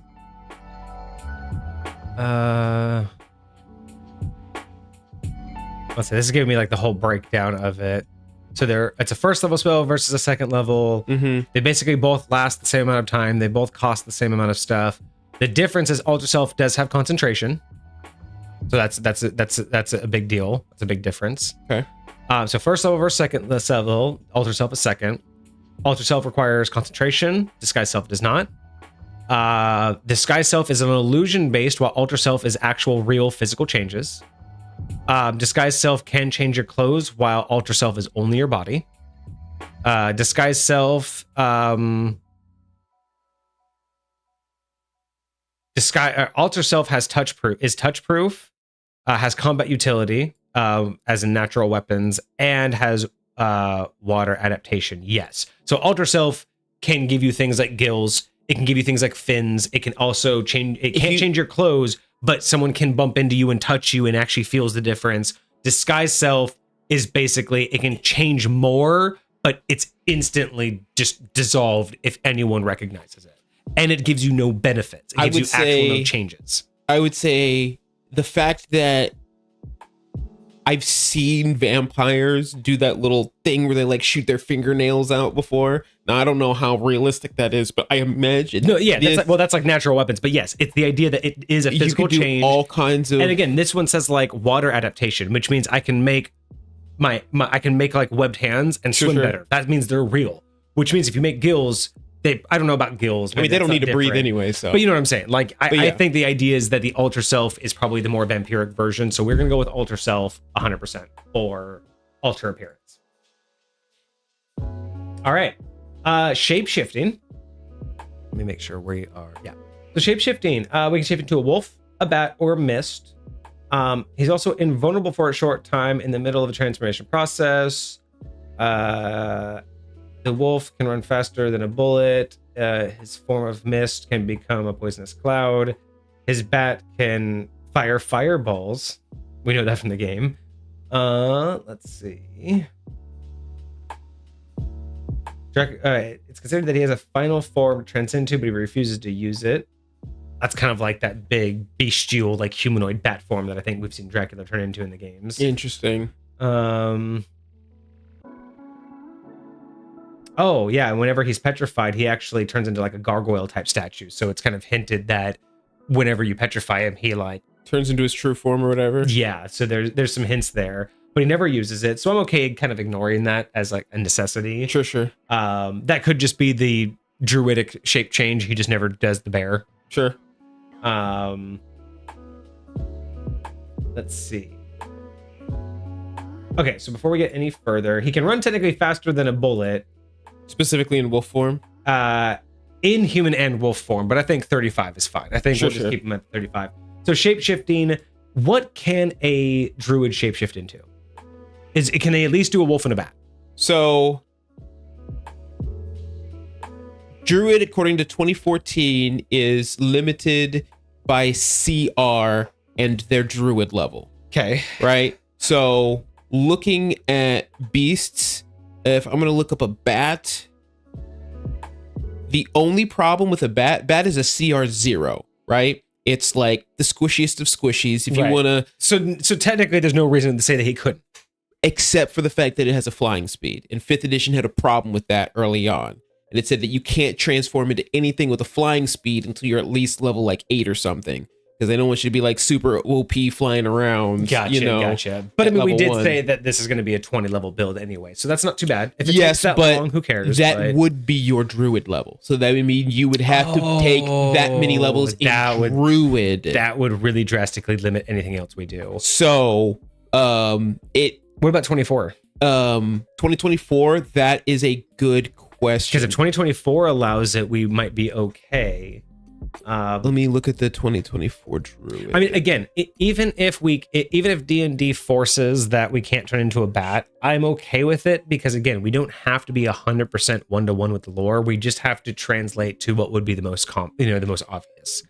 But again, even if a level 8 druid means we sacrifice some things, as long as it's still true to the source, even if it's not as powerful, you know what I mean? Like we might have to make that sacrifice. So that's another option. Nothing's off the table. Sure. Nothing's off the table. Sure. It's just what is going to fit the build at the very end. Sure. So, okay, so we may not be able to turn into a bat. A wolf is totally on the table. Wolf is easy. Bat, maybe not. Even a giant bat? Is a giant bat too high of a CR? Or could we... Giant bat's the same CR. It's just the fact that they have a fly speed. Oh, it's just because of a fly speed. Yeah, it doesn't matter what the CR is. Like... See, that might be the one time I'm okay homebrewing out to give a shit for the limitation of a fly speed. Yeah. Like, because truly, you're just doing it for like your bat can't do anything crazy unless except for fly and get away. Yeah, that's the whole point. just be a bat. So honestly, I would be okay homebrewing this particular build ignores that particular limitation. wording of you don't need you can't turn into anything with, especially if you're only choosing a bat. Unless 24 drops that, I'm totally fine. It doesn't look like it. No, it says you need to be at least an 8th level druid to have a fly speed. That's dumb. I'm okay just adding in a homebrew that when playing this character, you can ignore the fly speed limitation in bat form only. Sure. Like I would totally be okay with just saying that this character ignores... In CR0 bat form only. We'll just add that into the flavor. Just that's the only if that's the only homebrew we have to do. Tiny little blurb. Yeah, I'm okay with that. That's fine with me. All right, so speed, he can run faster than a bullet, but 35 is fine. Strength, like most vampires, Alucard possesses strength beyond normal human form. So again, being able to choose whatever option you want is totally on the board. Summoning, Alucard can summon many creatures via relic cards, such as Assisting Fairy, Elemental Spear-wielding Demon, a Fireball-shooting Bat, a Soul-stealing Ghost, or a powerful sword. Conjure Animal kind of covers some of that, and we can also give him some other conjure spells. Sure. If there's any other conjure spell that covers some of these ideas, because that's like we can give him Conjure Elemental. Like he has a Spear-wielding Demon, a Soul-stealing Ghost, or a powerful sword. I mean, that's just magic weapon. You know what I mean? There's some other spell. I mean, again, if we make him a warlock, he'll have spells. Hell, if we make him a fighter wizard, he'll have spells. Sure. Fighter wizard druid might be hard, but a warlock druid might be easier. Still teetering on which one will really fulfill it. All right. So okay. Swordsman skills. Here's where it's going to be the defining factor of whether or not we need fighter or if we can full on lean into warlock. Okay. Alucard mastered a variety of weapons, but none as he mastered his mother's sword. Alucard's sword is a family heirloom from his mother's side. He also has a shield and a mail, and maybe a spear. The sword enables Alucard to warp behind an enemy and slash it in the back before returning to their original location. It's almost like a blink ability. Is that a real dagger, or did I make that up? I'm gonna please continue. I'm looking for what type of sword, if they say.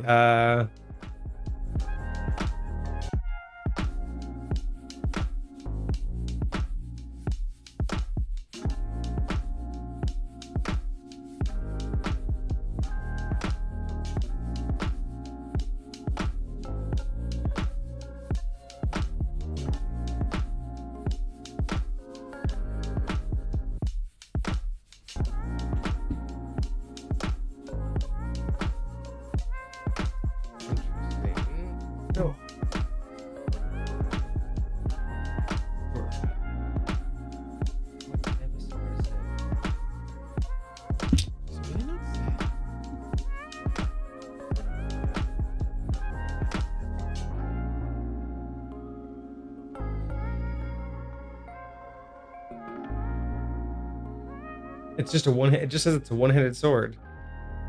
I mean, short swords are one-handed. But so are scimitars.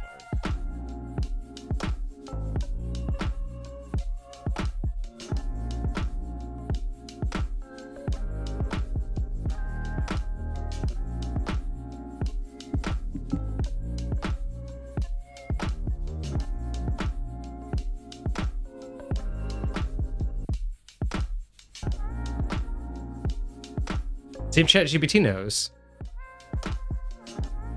It's gotta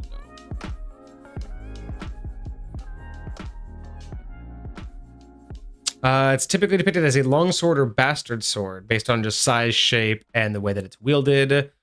Longsword, the medieval European sword with the cruciform hilt and straight double-edged blade, fits the sword's aesthetic in most of its depictions. The bastard sword, hand and a half, so not quite like two-handed, but hand and a half size, would also fit as taking the versatility into account.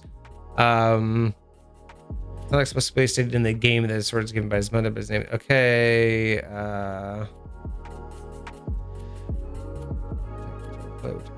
There. So I guess it's technically just a long sword, possibly with magical enhancement. So yeah, we're gonna have to call it a long sword. Okay. I mean, longsword at the very least is versatile. I will say the only problem. Well, let me look. It looks like in the anime, it's technically a broadsword. Broadsword? When I think of a broadsword, I think of a fat blade. No, this person's saying it's a long sword.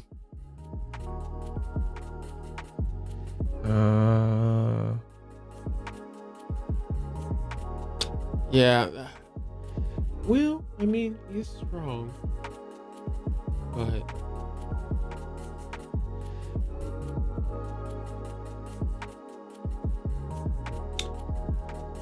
I forgot what we did for Shazam.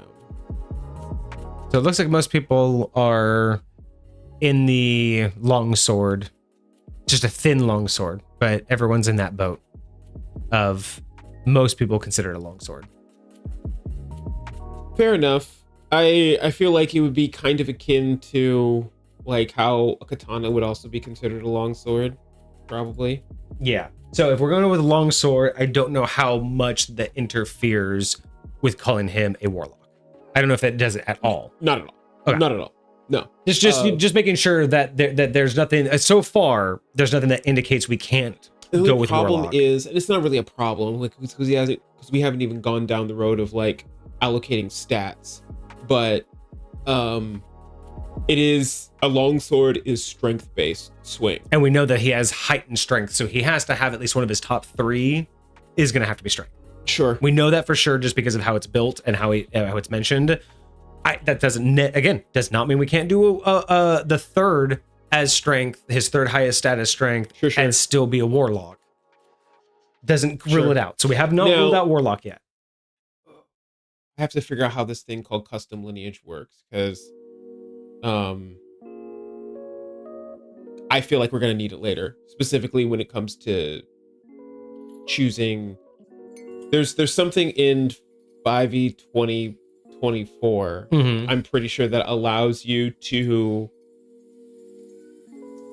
change / adjust your casting class. Now, it might be that adjust your casting class. Yes. So, say you are a cleric, but you don't want to be a wisdom-based cleric. You want to be a charisma-based cleric for reasons that make sense for your character.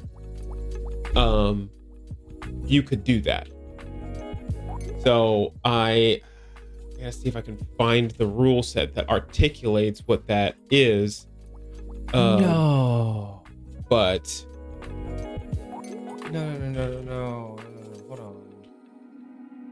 Oh, posture check from Sir Hecate. Thank you, Hecate. Along with the hydrate. Appreciate you. Back problems. That sucks. Oh, that's dumb. Who's dumb? All right, friends, I will be right back. I have to use the restroom.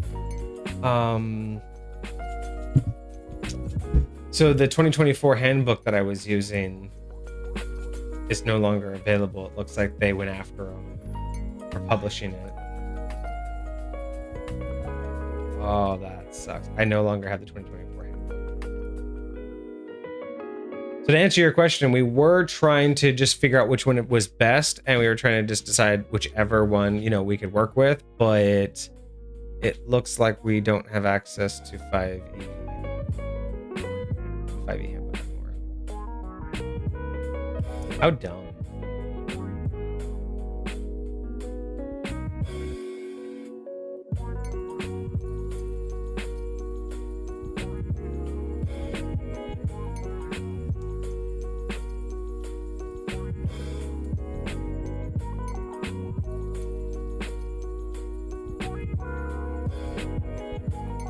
Lame. Super lame. Yeah. What's the Mystic Arcanum feature?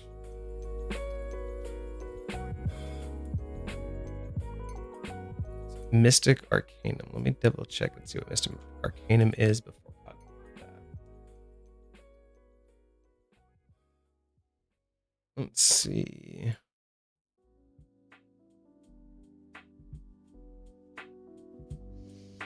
Mystic Arcanum. Is it level 11?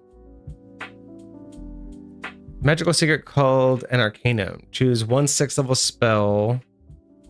You can cast your Arcanum spell once without... Okay. Not really sure how that would specifically relate to the Alucard build, though. So if you want to elaborate, I'd be curious what you mean. Oh, hydrate. Okay, so he has a longsword. Doesn't say that we can't do. We can't rule out Warlock just yet. Now, I will say this. Well, I guess that's just me. Never mind. I don't think that I love the fact that it's a longsword. Like, I don't think there's anything wrong with that. I think that they specifically in here say it's a one-handed weapon. So I will say, is longsword in D&D two-handed? No, it's versatile, which means you can do it one-handed or two-handed, which makes sense because the damage die. Most of the depictions I've seen, it looks like it could be two-handed, but he chooses to do one-handed, kind of like Sephiroth. Sure. Like it's a chosen like flex of I could, but I don't have to. Yes. So I think that the only problem is that he's doing less damage theoretically with it, but maybe he only puts his other hand on it when he wants to really bear down on you and really do a little bit more damage. Again, we're just trying to get to the closest. If he doesn't, if he's never magical, there's no way this blade's not going to have some sort of for sure. I don't think we're going to create a magical weapon for him, but no, but I just want to know what he wields to make sure it doesn't conflict with what we build. Sure. Like, you don't want him to wield something that literally can't be wielded by the class we choose him to be. Sure. That's my only thing. So that's all we know is that he is just very, very skilled with that weapon. That doesn't stop him from being a warlock only. In terms of superhuman senses, because of the vampire heritage, his sense of smell is very keen. He's able to discern the heritage based off of bloodline.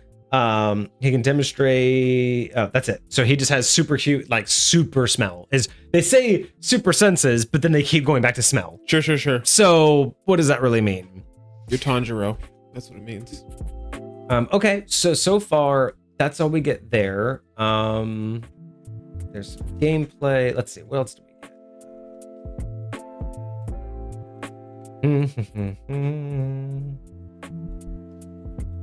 Dialogue, enemy data, item data, other appearances.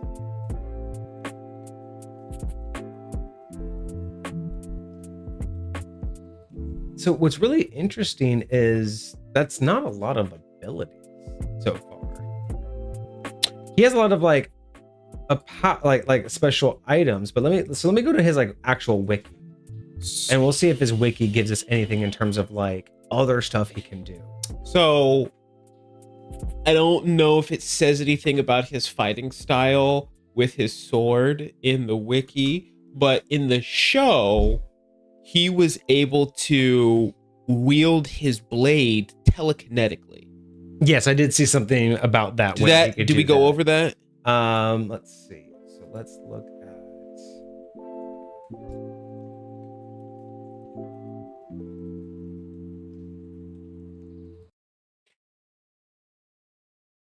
I swear there was something that gave you that ability.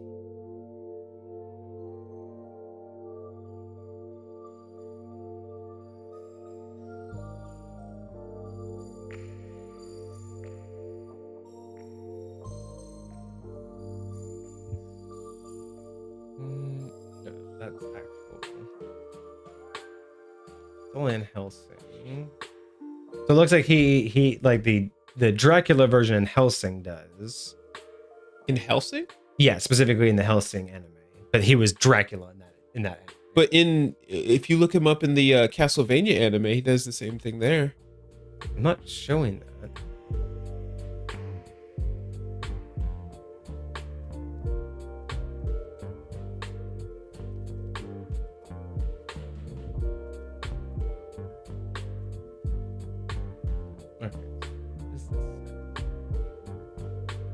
So Master Swordsman. Okay, so here we go. So now we have. All right, so here, where are we looking? Where am I here? Okay, so this one's deeper. So this one's specifically more geared towards the animated series. So let's see. So what else does he have?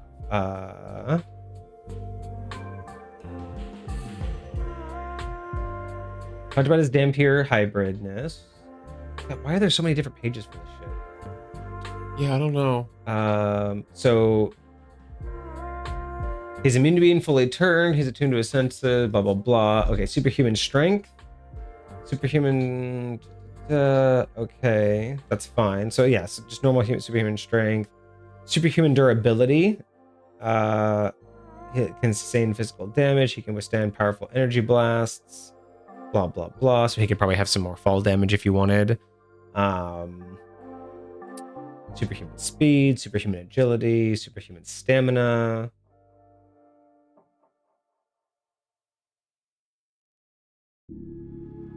Regeneration. So he has some healing. His hearing. Okay, so this one finally says like his sense of sight and hearing are heightened. He's capable of seeing objects with perfect clarity. Semi-immortality. And he does have flight. There's his cloak, can turn into wings. Okay. Psionics. Oh, here we go. Psionics. One of Alucard's greatest assets is his mental abilities, which do not derive from magic, but rather his mental facilities. Let's see.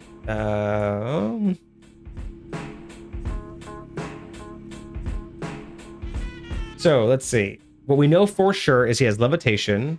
So he can negate gravity and float through the air by magical means. So he basically has like hover or minor flight. Sure. So he has his own kind of like, so yeah, with levitation, he kind of has his own fight.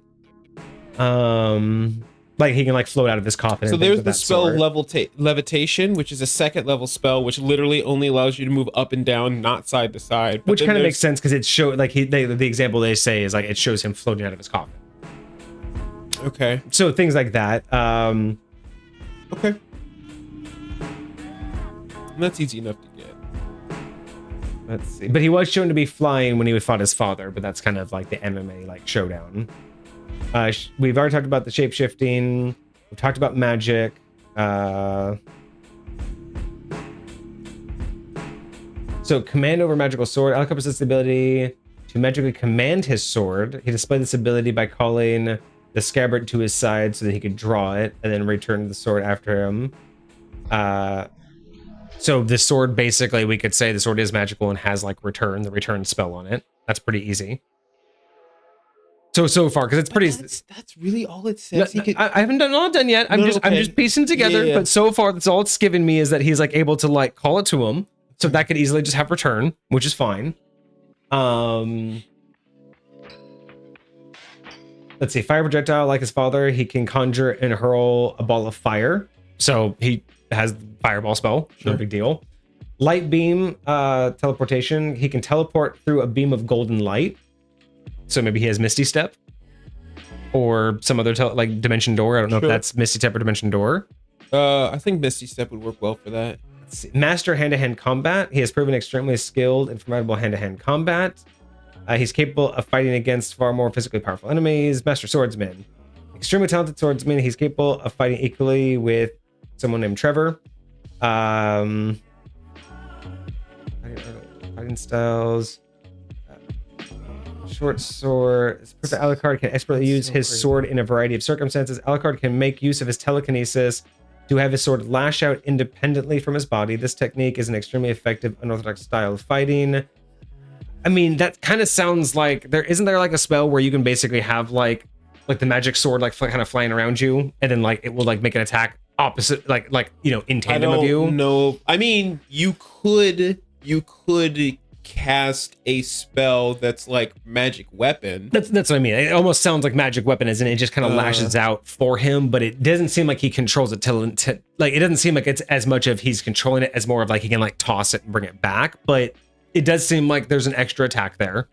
I'm gonna have to send you one of these days some of the fight scenes. Yeah, definitely the Alucard fight scenes, because like just watching him go at these people sometimes is insane. But it does make sense if he has minor, if he can like let it go and then bring it back. It does kind of make I can kind of control it. You know what I mean? Sure. So the only reason I say that is because I was looking at how we would go about him doing that. And I think the best way is there's a feat called the telekinetic feat, which gives you an invisible mage hand that could wield this weapon for you, basically giving you like a range to like swing your sword around and do all kinds of craziness. So okay. He has intimidation bonuses. He has a genius level in intellect, alchemy skills. Yeah, so realistically speaking, he doesn't have a lot of like truly innate powers. It's mainly, I mean, again, this is actually a really, really good character to translate to D&D because it's really pretty straightforward. It's mainly the fact that he's a Dhampir. And really, he is the type of build that's going to fall very much in line with what's his race and what's his class. Everything else, the backstory is already written for us. His backstory, his lore, his character, his personality, all that's written for us.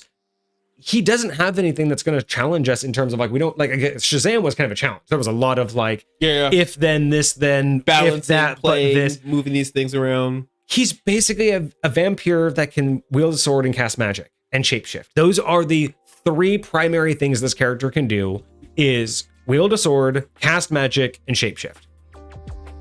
That's it. That's all I'm getting from this. Okay. Because even the specific magic he does, he casts fireball. Great, you're every mage in D&D. Your father was every mage in D&D. Congratulations, right? Like, I don't care that you can cast fireball. You can shapeshift into a wolf and a bat. That's a druid. Sure. You're good with a sword. That's either a fighter, but could be a warlock.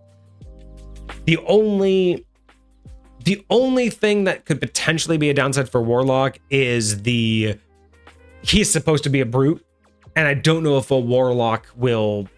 Well, see, again, it's the way that's articulated in here. Like, it doesn't feel like he's a Hulk type. No. It feels like he's more like a. I just mean like because he's like that undead figure, you expect him to be more tanky, not a tank. Sure. Not a tank character, not the role. I will say there are definitely warlock builds that are more tanky than wizards. Like they don't have like the highest hit die. But if you give them a decent constitution, like. So how about this? Let's figure this out, because there's only one thing, because you've mentioned some highly elaborate fights in the anime.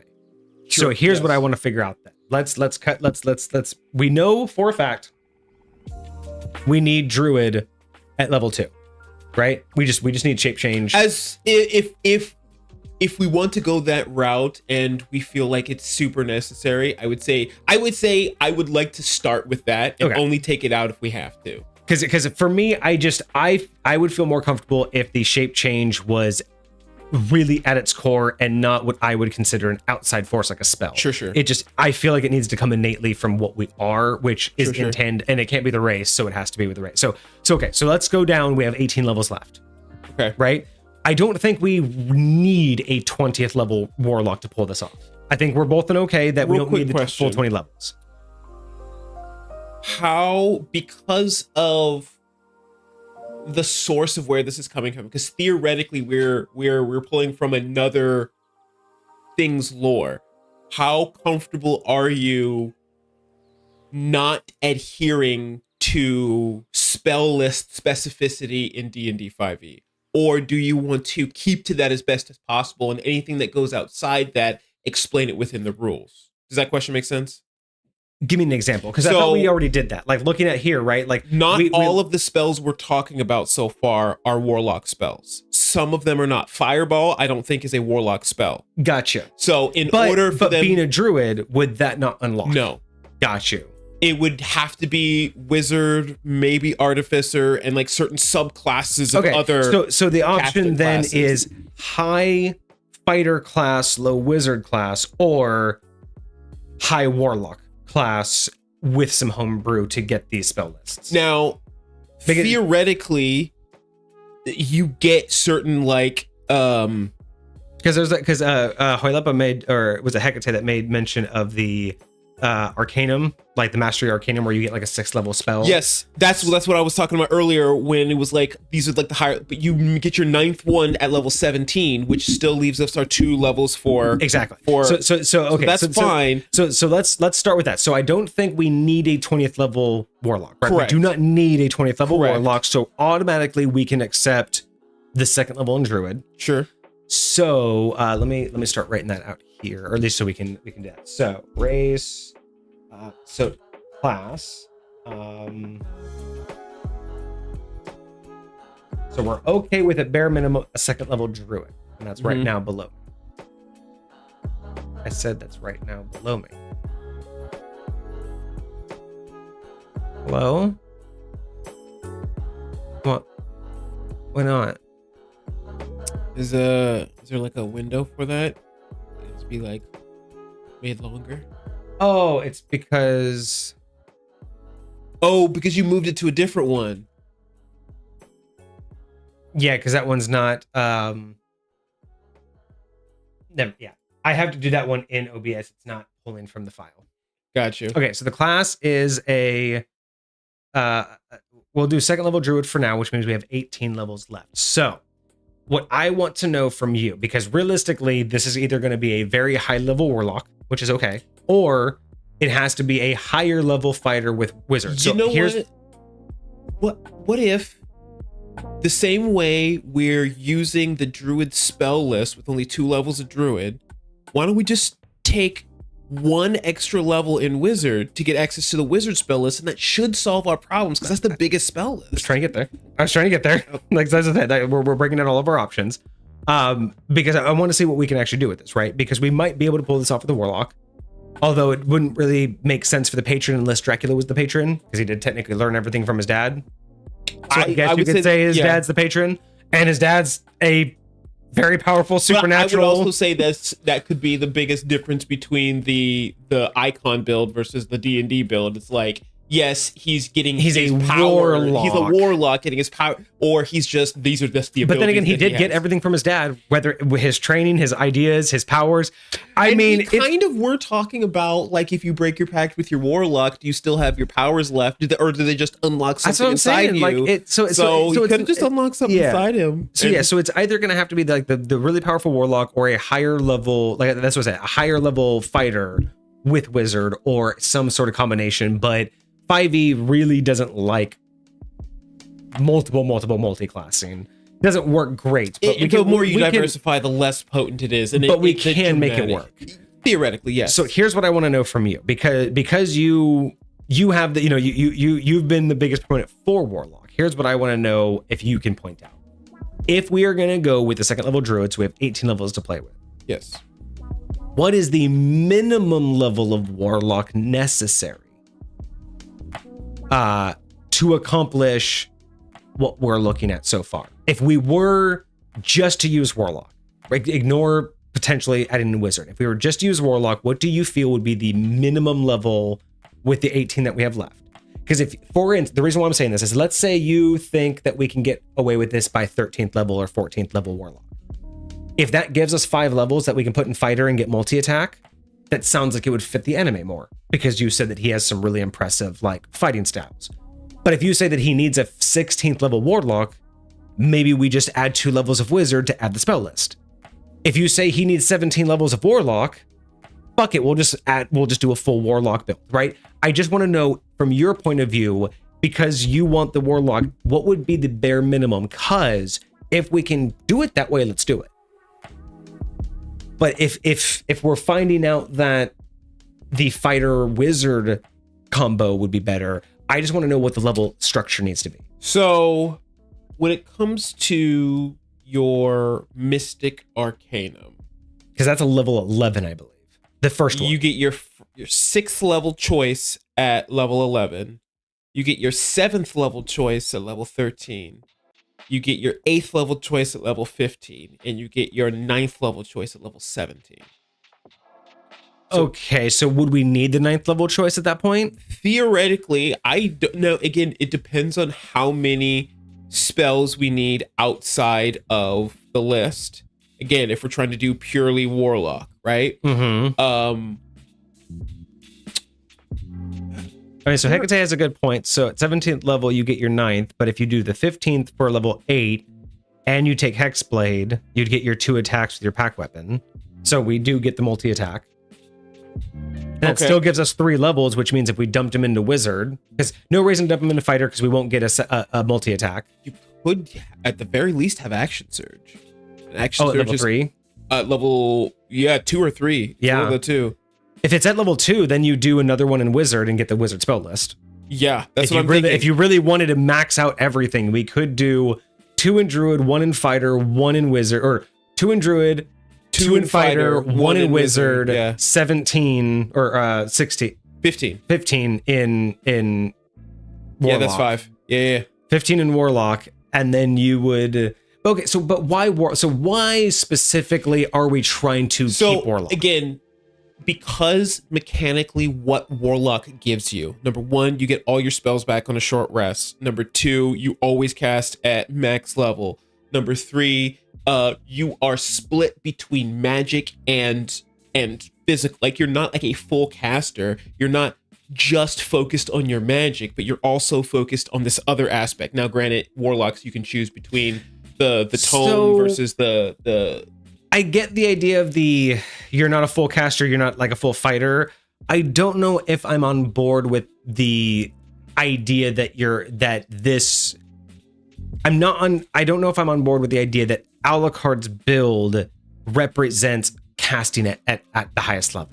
Because again, he's smart, he's intelligent. I agree. I'm not entirely sure the idea behind casting everything max level makes sense. When I say the highest level, I mean like the highest level, like he's possible. Right. Like, the spell just automatically is at max. I don't know. I agree with that. Because I do agree with the idea that like he doesn't need to be a full caster. I agree with that part.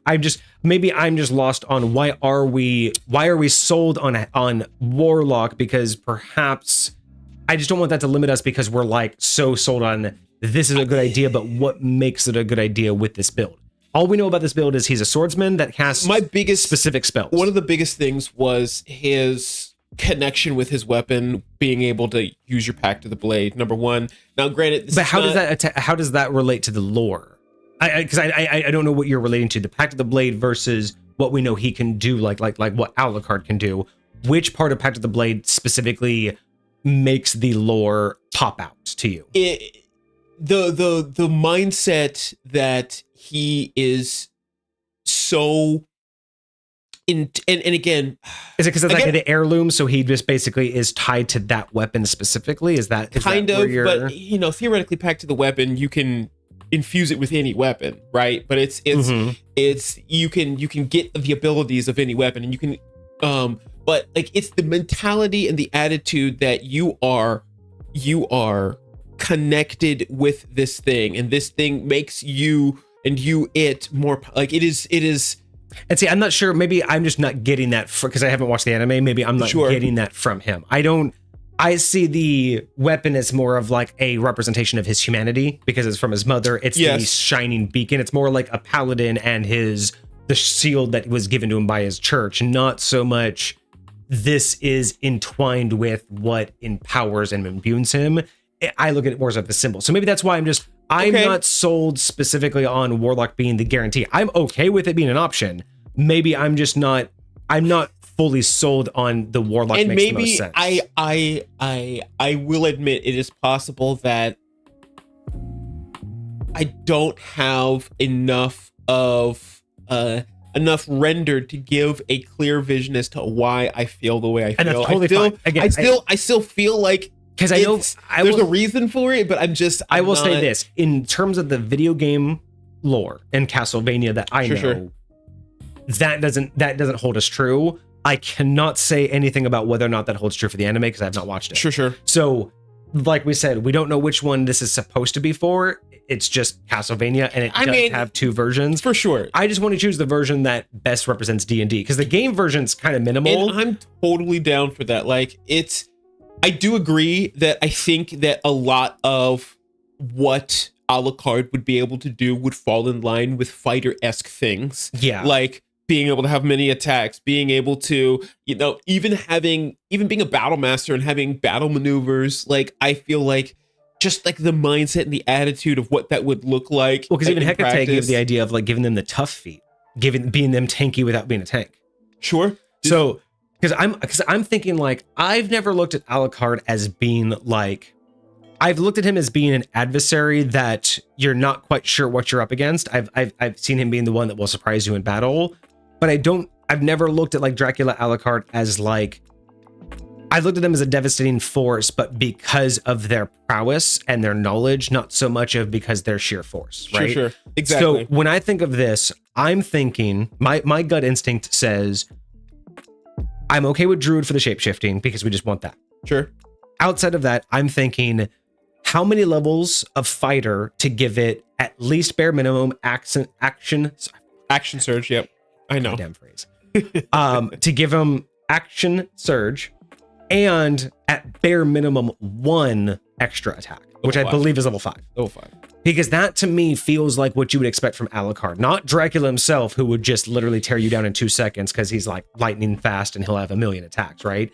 But his son being slightly diminished, I still feel like he's the kind of person that will try to outsmart you. If he can't outsmart you, he'll subvert you. If he can't subvert you, he'll use magic. And if he can't use magic, the last thing you'd expect is to him to get off a couple hits before you can even react, right? That's the kind of like mixology I'm thinking here, where this is the true essence of a versatile fighter. Anything that they come against, they aren't the most powerful, but they can use their cunning and all of their knowledge. So my gut instinct was it doesn't need to be a 10, 15 level fighter. Sure. But if we're going to choose fighter, he needs to at least have his action surge and his extra attack. Because otherwise, one of those by itself isn't enough. Both of those together make him feel formidable melee-wise. But that's about, I'm okay just giving him that, just as I just want him to be able to handle his own melee. Sure. That gives us 13 levels left, which means we could go 13 levels Warlock, 13 levels Wizard, more levels Fighter, and just dip into Wizard, or we could split the Wizard Warlock if you still think Warlock has like or we could go, or so, like you were saying, because it's not a full caster, what if we went Sorcerer as some of them? So just to clarify my earlier idea that I had, if you wanted to be extra creative when it comes to flavoring certain things, the cool thing that I really love about Eldritch Blast is it doesn't just increase in die size, it increases in attack rolls. So you literally get multiple beams rather than just multiple like higher damage for like one thing. So it's super cool. I imagine that as multiple different attacks, and I would think that, especially because it has range, you could almost flavor it as your sword attacks, like going out and doing things at range. You know? Yeah. So like that idea, like I was thinking that you could use that in the demonstration of how much it could do, but with the idea of being able to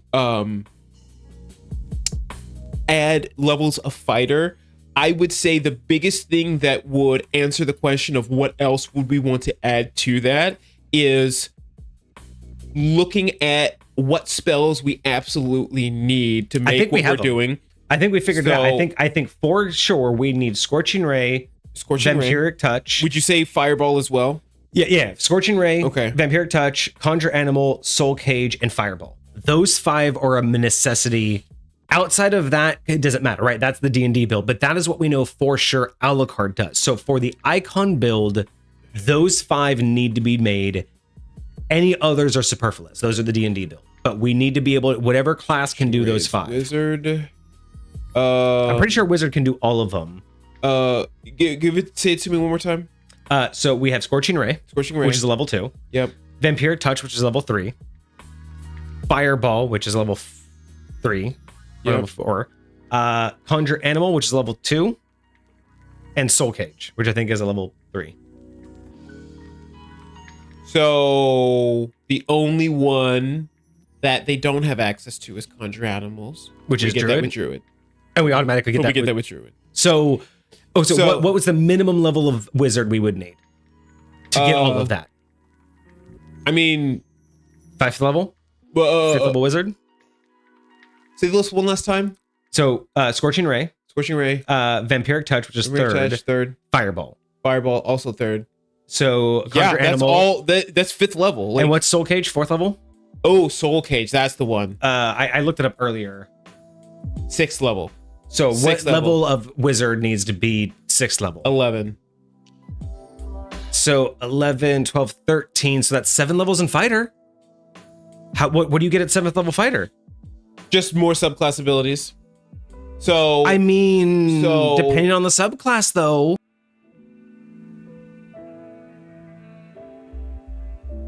No, because remember, even in all of the descriptions, he is first depicted as the magic user before he's a fighter. Like, he typically is a magic before he is melee. That would fit the description better. Chat, anybody in chat want to chime in here? What are we thinking? I'm gonna put it down. I'm just gonna write it down just so we can see what it looks like. But 2 levels in Druid, 7 levels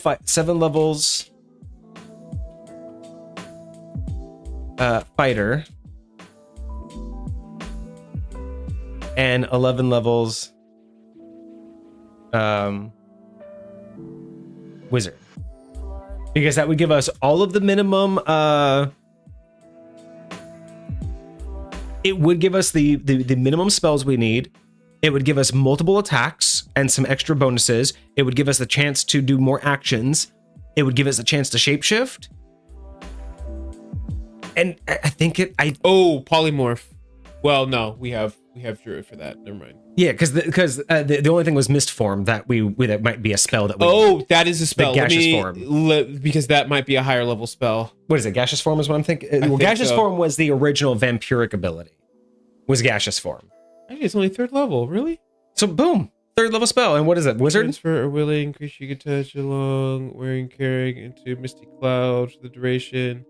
Yeah. Spell. I mean, the only thing that Alucard gets is that when he does it, he gets to turn into a poison cloud. Flying speed of... Yeah.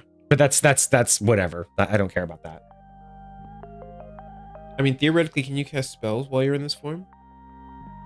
I don't think he can in the game, so it doesn't matter. But I mean, you could cast Stinking Cloud on yourself, or you could cast Poisonous Cloud on yourself. So you can turn yourself into a Poisonous Cloud. So why Druid? Hecate asks why Druid. We are forcing Druid because Alucard can shapeshift into a wolf, bat, and mist form. We're going to use the spell Gaseous Form in order to do the mist form. Or what's the spell's name? Misty Gaseous form. Oh, Gaseous form. Gaseous form, yeah. But for the bat and wolf, we are going to use Druid's shape change ability so he can have a innate ability to shape change and not require a spell. to me, it flavors better that way because, again, he was born with the ability to shape change. It's part of who he is. It has nothing to do with something that he has to learn or be able. Like, to me, it makes more sense that it has to be part of his race or his class than it does something that he can just do because he learned. Spell list. It's weird. I know people can. I mean, you can argue, and you're not wrong. It's just that I feel more comfortable calling it as part of the core of the build. And that's just the way that D&D is going to do it. Like the D&D way, in my opinion, the easiest way is to do it with the druid instead of polymorph, just because I feel like polymorph is not the same representation. Sure. As I will also say ability. polymorph changes your mental faculties when you change, and wild shape does not. You're still yourself when you are wild shaped, and you're not yourself when you are polymorph. And see, that's even more of a reason why I'm okay with it. So yeah, Hecate, I get it. It does feel a little bit weird to be a fighter wizard druid, but also consider that, again, with the lore of Alucard being like a vampire, a vampire human, like offspring, vampire. Sure. I can understand the idea that if you're immortal, I can understand the idea of the druidic mindset of feeling one with the world. Like you are alive with the world that can't die. You both just sit there and watch the ages go by. So I could see the druidic mindset of you being more one with the things that live with you. I mean, you are more akin to a tree at that point than you are the humans. Yeah. Like you could plant a tree and you will be there when it is, 1,000 feet tall, towering over the 19th city that stood here. That's all I'm saying, right? I could feel the vampire connection with the druid. The fighter makes sense. And I think, again, does the concept and lore behind wizards learning their magic and researching and studying, does that make sense? No, because he kind of just got it all innately. But he did, again, learn everything from his dad. So you could go warlock, you could go wizard, but with the spells we need, I think we have to do wizard. You know what I mean? Like, I think without overtly homebrewing it, I think this is going to be the way that it makes the most tactical sense or tactile sense. I don't disagree. I think that's totally doable. I'm trying to look to see. Oh, we also have alter self. I forgot we needed to look at spell level up if we need to. Alter self. I think it's a second. Yeah, it's second. It's super low, and it's wizard. So, but again, with the polymorph spell, you don't keep your mental faculties. So technically, Alucard would be Alucard still in his shapeshift form. So we have to take that into account as well. You don't want to just literally turn into the animal. Yeah, and be Although I've always wondered about like you using that. Like, how much are you aware? Like, it's still your same brain that got changed. So it's just it's just, what do you call it? The animal side. So the way that I always interpret it as a DM is that you aren't in control the same way that you have conscious control of you right now. Like the way you're sitting is based on your comfort level. You have your laptop because you want to do something with it. You have your phone there because you're doing something. Like everything you're doing has a conscious thought. We're in the front of a camera. We're talking to an audience. Whereas an animal is just going to be purely based on instinct. Now, you turning into an animal does not mean that you were suddenly going to do things that you wouldn't do, but you are not going to have the same thought process. Yeah. If you get scared, you're not going to be like, what was that sound? Do I need to react? Everything's okay. I'm not hurt. You're just going to run away like an animal would. Now, you and me, I might dive under the table. Mm-hmm. You might stand up and look at the door. Now, in reality, none of us, we hear a loud bang and we're like, should we go check on that? Like we would, as humans, be normal. As animals, one of us might dive under the table because we're more likely to defend ourselves in an attack, whereas the other person might stand their ground. So it's the whatever your personal fight, flight, or fawn response would be in that form, instead of it's just it comes out way earlier. Yes, you just have no law. It's basically taking away your ability to think of consequence and cause and effect. You are the animal, but you are the animal. You are now acting as if that animal would, but you're still you. If you got turned into a wolf, So does you that would mean- not suddenly attack everyone. Does that mean like the instinct I might have to go protect somebody would still be there, Right, like, even so- in animal form? So if you got turned into a wolf, doesn't mean you're going to suddenly attack anyone and everyone. You Sure. might just get super defensive, and you might bite an ally if they get too close, but you're not going to go attack an ally. Sure. But you may interpret that as, oh, I'm a wolf. Well, I'm best friends with that person. Like I've known that person my whole life. I'm a wolf. That's now the only thing I defend. You don't know who they are. You Yeah. can't talk to them, but anybody goes near them. Hell yeah, you can say, if I'm in, pure instinct form, that's my best friend. What else would I think? So that's the way I interpret it as a DM, is when polymorph happens, while you lose your cognitive abilities, you are still you, just in the most diluted, animalistic, instinctual form you are. I can get behind that. I can totally get behind that. Like, think about your character Venla. Venla would still be caring and still be protective and not be aggressive. You just wouldn't think through, you wouldn't worry about what your actions are going to mean. You're just going to act on what is the thing Venla would want. Right. You boil everything down. What would you do in this situation? Okay, boil that all the way. What does that mean? Defend? That's all you have in your mind, is defend. Boil all of the other nonsense away. What is the driver? And that's what the animal would do. Okay.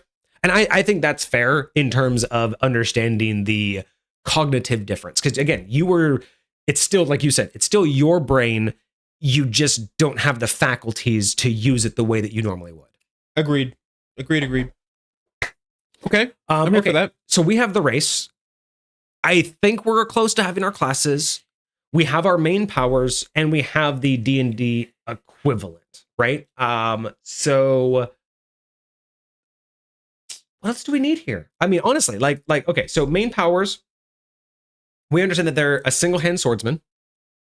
They have dark magic with specifically Hellfire, Dark Metamorphosis, Tetraspirit, Soul Steal, and Alter Appearance, and Shape Change.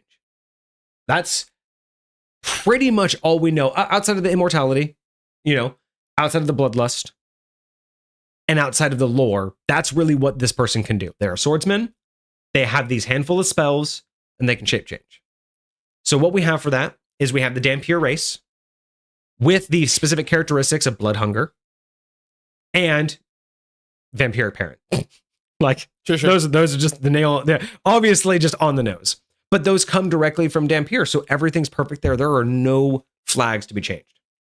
When it comes to the single-hand swordsman, we discussed the potential of the warlock, but fighter does make sense. And in order to just give them more prowess than the average fighter, or not the average fighter, but more prowess than the average human on the battlefield, I'm suggesting at least a 5th level, but most likely a 7th level fighter. Gives them action surge and an extra attack, as well as any ASI or feat. Because at that point, remember, we know that they have extra strength, extra intelligence, extra constitution. I mean, any of these stats should be bumped. So the ASIs could be beneficial. That's the other thing I feats wanted could be beneficial. to bring up. I don't remember how we ended up doing stats for Shazam. I'm pretty sure we chose them based on what made the most sense. Like, we knew Shazam was uber powerful. But we like limited ourselves to a certain extent, and I don't remember if we did that based off of a system, or if we just did that. I think we ourselves. just we honor system. We honor systemed ourselves. We understand the balance. We can't give everything 16s. Sure. But certain creatures are just not going to have an 8 or a 7. Yeah. So in this particular case, like in this, we know that he's super strength, but we know that he is not Shazam super strength. Yeah. So I'm okay giving this a 16 to an 18 in strength. Much higher than average, but it does not need to be the main stat. Sure.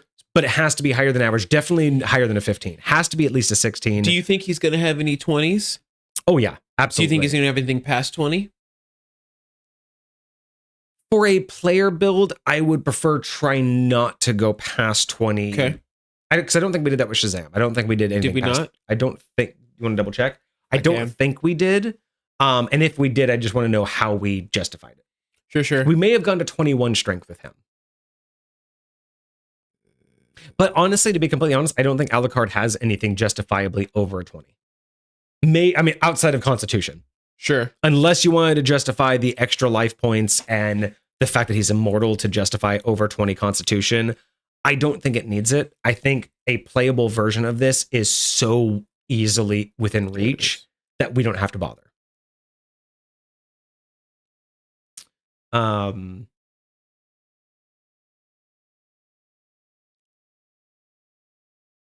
The hard part is going to be which, well, I thought it was over 20. So honestly, to be completely honest, because like we know that he's supposed to be superhuman strength. We know that he's above average intelligence, but Alucard is not Dracula. So I would be okay saying that Alucard is higher intelligence than they are wisdom. I would say Dracula is the more wise of the two. He's been around longer. He's had more death threats. Like, he's the vampire that had a fucking child. He's the one who got to the point where he's like, I could raise a kid. Like, sure. I know this world enough that I could not only survive, but I could raise a child in it. Higher intelligence makes sense, being part wizard. Yeah, so I'm okay with him being above average strength, higher intelligence than wisdom.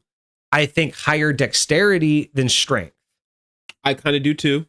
And I think higher... So maybe less constitution than Dracula, so he doesn't have to have a 20 constitution.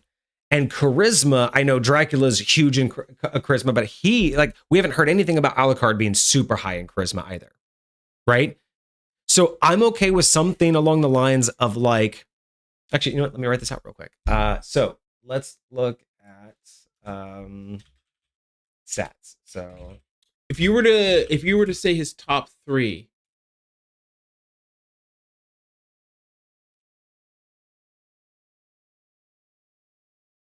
what do you think his top 3 would be? So stats wise, so top 3 for sure. I'm thinking, intelligence should be 1. Yeah, intelligence for sure. But should it be constitution? I think constitution and dex are his top 3, to be completely honest. Okay. Because constitution just comes naturally with his immortality. Dexterity, because he is way more heightened, I think, athletically than he is strength-wise. That's honestly what I had been thinking, but that's also why I brought up that the longsword was a strength-based weapon. But he is still going to be higher than... So it's not going to be his highest, but it's still going to be higher. So what I'm thinking is something along the lines of... So I'm just going to throw out some numbers here, and then we'll adjust. But I'm just going to kind of throw out like what I think. So let's do a...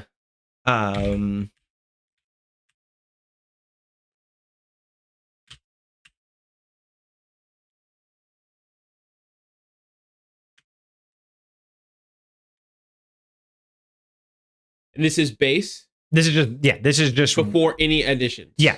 So I'm just kind of thinking, if I would roll, I'm just trying to think of like, and the 11s are just kind of random, but charisma, he doesn't need to be super low, but I think he doesn't deserve to be less than standard charisma. He's still a vampire. Sure. Wisdom is where I think the dump stat could go, because he's still a human, and he's only ever been coddled by his dad. He doesn't really have what we would consider wisdom-based necessities. Sure. So I don't even care knocking his wisdom down to a 10 or a 9, because I don't know what wisdom-based throws he's going to have anyway that are going to affect the build. So those are his dump stats. The biggest thing that wisdom has is insight and perception. And he doesn't have any of that because he's not old enough. So I'm okay knocking that anywhere down to a 9. If we needed one to truly balance it out, I'm okay knocking that as far as down to a 9. So 9 to 11, charisma 9. Again, intelligence, dex, and con, I think, are the ones that need it. I think dexterity and intelligence should be his max. I think constitution should be high. I know I put constitution lower than strength here, but it's kind of that. If I rolled this, though, that's probably what I would have chosen, even though, because constitution doesn't equate to immortality. So at the end of the day... Yeah, I also would have done that. Even though I say constitution's higher... You need at least something. Having a +3 in your strength is going to be very important, I think so, when it comes to your attacks, because like eventually it'll become pretty decent to hits, but like but given the option of the 14 and 16, I don't know, it's theoretically and contextually, I think constitution would be considered one of its highest stats, but I personally would want to see the build have higher strength. I think strength could still have a 14 and be fine. I agree. I think this is the right choice. Okay. I do. So we're going to do base stats of that then. So with this in mind, so wisdom. Do we care if wisdom's as low as a 9 just to really let that balance out? I don't think, especially with who this is, I don't think any of his stats should be lower than a 10. Okay, so let's just do a 10. Let's do a 10 and 10 because, well, no, a 10 and 11 is fine with two 18s and a 16. That's fine. I always try to look at it as you want a nice spread. You don't want anything that feels too weighted out. Now, when thinking about the bumps that you're going to get from your race, where are you thinking about putting those? So, especially because you get to choose. Again, I still think you get 2 and 1 or all. Or I personally would go the 2 and 1 so that you can bump one stat to 20. Yeah. I would definitely say intelligence or dexterity to 20. And probably I'm leaning towards intelligence because for the casting, 100% for the casting and for the saving throws, because it's going to increase your saving throws. So +2 from the race on intelligence, and then I mean, I know we've kind of chosen ones that aren't going to matter if we bump them. So maybe charisma, because 12 would give it a plus, or I don't know if strength would really benefit from a +1. I still would agree that we should have one from one side and one from the other side. So constitution. Okay, so that one's going to be from mentality. Either I think strength, but also I think strength, because getting strength to an 18 would be awesome. And there's but you're only going to get a +1 right now. There's plenty of feats that we can take eventually that will bump that up to... So +1 from the race. Okay, so +1 from the race. So there we go there. Perfect. Okay, I'm okay with that. So that, at the very least, is where we would start. Yeah. And then... Well, I mean, start. What are you talking about? We're pretty much done. Like outside of ASIs, if you want to take any ASIs, and we have feats if you want to take any feats, but we have to look at how many we're going to get and where from. So let's start writing that up then. So let's look at over here. So let's go.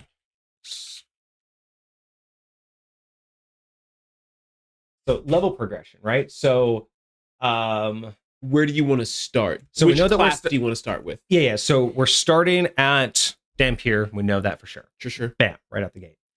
I have a feeling that out the gate we are magically inclined. Sure. So I'm thinking it's got to be the wizard or the druid. I feel like druid's probably the easiest to start out with because it's more about the akinness to what you are, the nature of your being. So it's more lore than anything, but I figure just get the 2 levels out of druid, then start going into wizard. Fighter is the least of your worries, but not necessarily the last. Now, however you want to build whatever roadmap you want to do, whatever organization you want to do, that's fine. But I'm really thinking that it's probably more like it was more because like we'll eventually put the roadmap up for people and they can choose how they want to do it. And the roadmap just tells you what you get from where, so it's your choice when you want them. It's just going to tell you at this level you get these things. My mindset is more just which one did you want to start with as far as like what you get as you go through however many levels and that we were going to do. Yeah. And to be honest, we're taking the least in druid, so it makes sense to just start there. So here's what I would prefer to do because the roadmap is more of what comes with what, right? Like you get this ability with fighter level 3. You get this ability with fighter level 5. Doesn't matter what order you choose them in. The roadmap just tells you to get Scorching Ray, you need wizard at this level. So that's kind of what the roadmap's supposed to do. So I think what we should do more is just focus on the big picture, right? We know that these are the breakdowns. I meant specifically for talking about how many ASI. Yeah. So I'm just trying to tell myself, like, instead of just deciding, well, first we're going to be a druid and then we're going to go 2 levels here. No. Sure. It's more of these are the types of levels you need. But yes, so as we go in order, we get what? So when do we get ASI? So level progression. Depending on, so if we're starting with druid, you get no ASIs.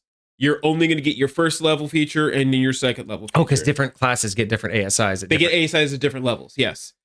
So fighters are going to get ASIs more often. Wizards, you're going to get ASIs less often. Ooh. And any class is not going to get your first ASI until level 4.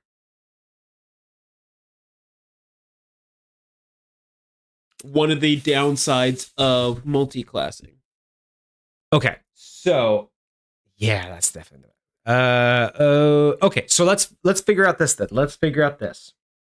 Let's decide what is the bare minimum we need, because all I'm thinking of is if we feel that we need an equivalent amount of ASIs and feats to finish this build that is equivalent to the maximum, like min-maxing the shit out of it to where we get the absolute max we can under these classes. Sure. That's one thing.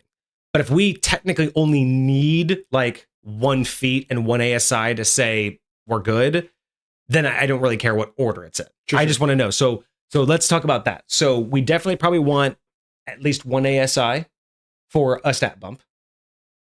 Are we thinking you still want maybe 1 ASI to get that strength to 18?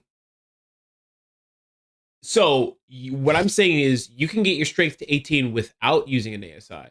So if you there are certain feats that you can take that will also increase your stats by 1. Right. Well, I'm just trying to get across of what do we want to do with them. I just need to know how many effects do we need in order to complete the build. So we want to get strength up to 18. We know that for the level progression we need at least 1 feat ASI for a strength +1. Are any of the features that we've made note of for so far feats that we need for this character? We originally talked about blind fighting, but we took that off. The only reason why we took that off is we took that off because it's not really something that we can truly get but at the same time we never read anything specifically in the lore that said he had those specific abilities. And theoretically we are choosing at least some levels in fighter, which means we're going to get a fighting style anyways. Exactly. So blind fighting could be the option. I would honestly recommend dueling. Probably. Because that's probably, it fits him way more. And he has proficiency with a shield. In the anime and in his lore, he has a shield. So dueling will probably be a better. Okay, so we know we want to bump the strength up at least once. Nothing that we need requires a strength or an ASI. So at this point, is anything feel better? Other than getting the strength up to 18, is there any other stat or any other ability that would just really chef's kiss this build that would justify? The only other thing that I would do is if we had a spare ASI, I would put 2 in con. It would make me feel better. Put 1 more in con? I would take, instead of taking a feat, I would take the ASI where you get to put 2 points into a singular stat. Oh, is that what you're going to do? Yeah. So if you don't choose to take a feat, then you can take a stat bump where you get 2 points to put in. Oh, I didn't know you get 2 points. I thought it was just a one for one ASI. No, okay.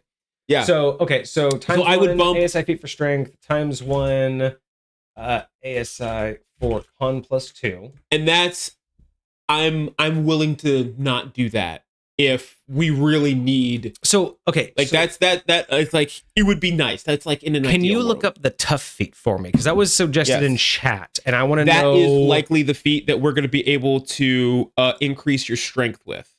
Oh, so let's see what the tough feat is, because if we can use the tough feat to increase strength, and then use the ASI for a +2 to con, I think we might still be able to get away with 1 more ASI by the end of the build, and maybe be able to do 1 more feat that really clinches. Oh dang, you don't get anything. Your hit point maximum increases by the amount equal to twice your level. So you literally just increase your hit points by twice your level, and whenever you would gain hit points, you get 2 instead of 1. I mean, that does make it feel a little bit more tanky.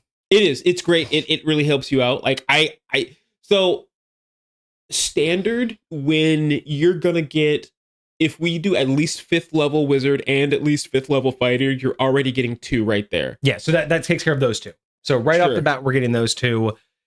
No matter what order we do them in, eventually you'll probably get at least 1 more, right? Depending on how far you go. In each class, because again, if we do with this 7th level fighter and or 11th level wizard, 7th level fighter, you'll definitely get another one. Okay. Because these are the first 2 in order. We want a strength, your +1 to strength, and your +2 to con for sure. But as you continue to progress, how many more would we theoretically get by the end of the build? Fighter, you get your 2nd ASI at level 6. Okay. And you would get your 3rd ASI at level 8. So we don't get that one. because we're only a 7th. Okay, so we're only gonna get one. And then what about wizard? For wizard, of course, it's me with an ad. This app is great, but whenever I swipe back and forth between too many pages too quickly, I get hit. So we're looking for, you said wizard. Yeah, the ASIs for wizards. We know they get one early on with it by level 5. Your second one isn't until level 8. So you're only getting, so we're going to get total of 4. By the end of this build, we're going to get 4. How far into wizard did we say we're going? 11. 11th level. You get your third one at level 12. Yeah. So, but we're going to get 4. Okay. So we know for sure for the roadmap, the first 2 you're going to burn. You're going to get an ASI for your strength. Well, actually, wait a second. So if there's no feat, what feat gives you a boost in strength? Do we know a feat that gives you a boost in strength? Because let's see if it's worth it. If it's not worth it, let's just give it a +2 in strength and a +2 in con for the first 2 ASIs. Because you can split them up. You don't have or to the put first both, one just does a +1 You don't have to +1. put them both into one, the same one. So you can put one into strength and then one into charisma if you want, or one into constitution if you want, or something else like that. That's true. I mean, well, because strength is at 16, we're gonna want. Wait, why does that say +2? Oh yeah, +2 intelligence to make that, and then +1 to the race, and then plus. Athlete would give you a plus to your strength, but I don't know how much we really need that. Pressure once per turn. You hit a creature with an attack that deals bludgeoning damage. You can move. See, I don't know if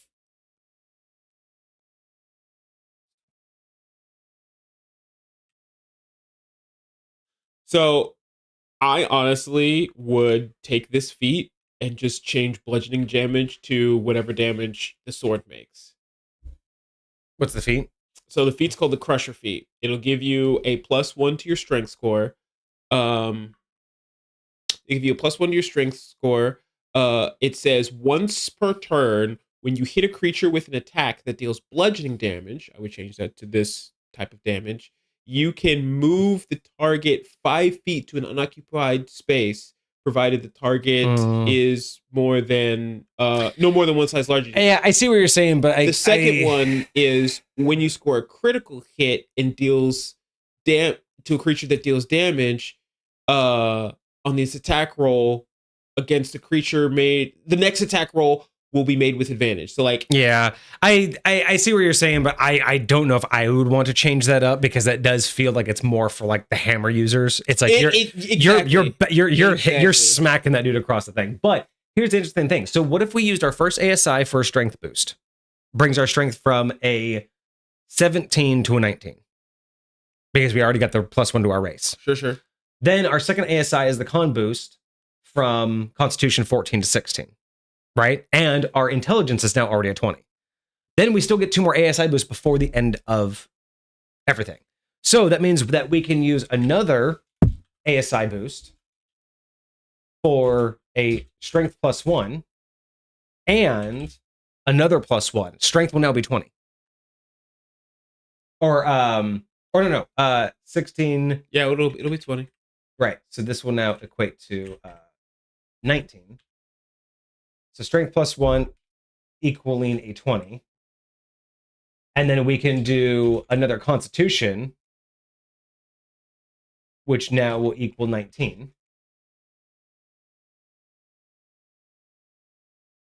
Oh no, constitution 16 will now equal 17. And that last one, we still have another feat. We still haven't figured out if we need another feat or not. But at this point, by the end of the build, we'll have a strength of 20, and intelligence of 20. Let me ask you this. Looking at Alucard, what type of armor do you think they're going to be wearing? Usually I consider that being usually chainmail. Most of the series, I look at that as chainmail, because most of the time they're just in their fancy garb, and that's not really armor. They don't really have armor, but I assume it's chainmail. I assume it's better than leather. I assume it's not quite studded. You could even say studded leather, but it's not plate mail. They're not in armor. Chainmail, I feel like, is in D&D 5e considered medium armor, and you only add a portion of your dexterity because it's heavier than light armor. Mm-hmm. But again, they usually they're depicted as wearing just their robes, so usually you could even say they have cloth or hide armor. Exactly. You could easily claim that they don't have official armor. Which is my point, which would make their AC fairly low. Like, yeah. Again, do you believe that is accurate for this character? Oh, absolutely. I mean, again, the games aren't hard. Like, realistically, it ain't hard to hit the character. They just have a lot of life. It's literally those battles are a slog, and it's not that you're not hitting them. You really think it's that easy? Yeah. Yeah. Okay. They're immortal, but again, sure. All it takes is overpowering them. I don't think that this is a playable character. It's not supposed to be that difficult. It's really just someone who, when left alone with normal people, of course they'll out survive. But in all of the depictions of of Castlevania and even of Dracula, they aren't difficult creatures to take it down. When people band together, they go down quick. That is not the depiction that I have seen. Well, again, are we going with the original or the anime? The anime has probably made him seem much more of a formidable, and at level 20 he will be. At level 20 he will be formidable. With that armor class. Well, again, what is he going to get with? I mean, what do you expect him to wear? It's not. That's my point. That's exactly my point. What am I expecting him to wear? I'm expecting him to have a higher armor class. I'm not expecting him to wear anything. Okay, well, how do you explain? How do you want to explain it? That's the best way to explain it. But okay, then I mean, I'm saying, but I don't understand. Like, what are we worried about here? Like, if I'm worried about, are we planning on keeping his AC at a 14, or do we want to do something to try and increase his AC? Like that is the question that I'm posing. We can, but how is it going to be done in D&D? Like, I don't want to just say he has a 20. We can. I'm asking, do we move forward towards that end, or are you saying that his AC is okay as it is? That's the question that I'm posing. You never said what his AC was. You just asked what he's wearing. No, you originally asked what he was wearing armor-wise, and I asked. That. And when I asked that question, you said that he's probably going to be wearing cloth and or nothing. No, I said chainmail. You said chainmail, yes, but as we continued the conversation, you said it would also you could also see it as leather, studded leather, or potentially just robes. It depends on how closely to the source you wanted to go. The question would become, because I think that it would make a lot more sense to be light armor than it would be medium armor. Okay. Because medium armor feels like it's supposed to be a bit more bulky, a bit more noticeable. And so I would think that would not qualify according to 5th edition. But I do see how chainmail theoretically, it's woven into. Isn't that theoretically what Frodo had on when he was wearing whatever he was wearing underneath his clothes? Again, I've always looked at chainmail as the bridge between real armor and cloth. It's moves like cloth, but heavy like armor, and that's why I'm okay giving them up, because I wouldn't. If we're going purely to the source, like just visually to the source, you can't give him plate armor. Sure. But it's D&D. Who cares? I mean, if it closely relates to what he would be, like, if you think that it should be harder to hit him, period, is then we can give him whatever we want. What we're trying to do is make it as realistic as possible without, breaking the immersion, right? Yeah. Which is why we love the fact that we can just straight up call him a damn pure, because everything that's a part of it makes perfect sense. And so I see the idea of wanting to do that throughout. I don't care about the visual ideology behind. He's not shown wearing plate mail. It's not said he's wearing plate mail, so he can't wear plate mail. That to me is pedantic, because that's not how D&D works. D&D works off of the mechanics, and I just want. I agree. And my mindset is actually a little bit more towards the mechanics, because mechanics saying whether you can add your dexterity modifier to your AC or not, I feel like this particular character likely would. Genuinely speaking, I would love it if they had unarmored defense, like a monk or a barbarian.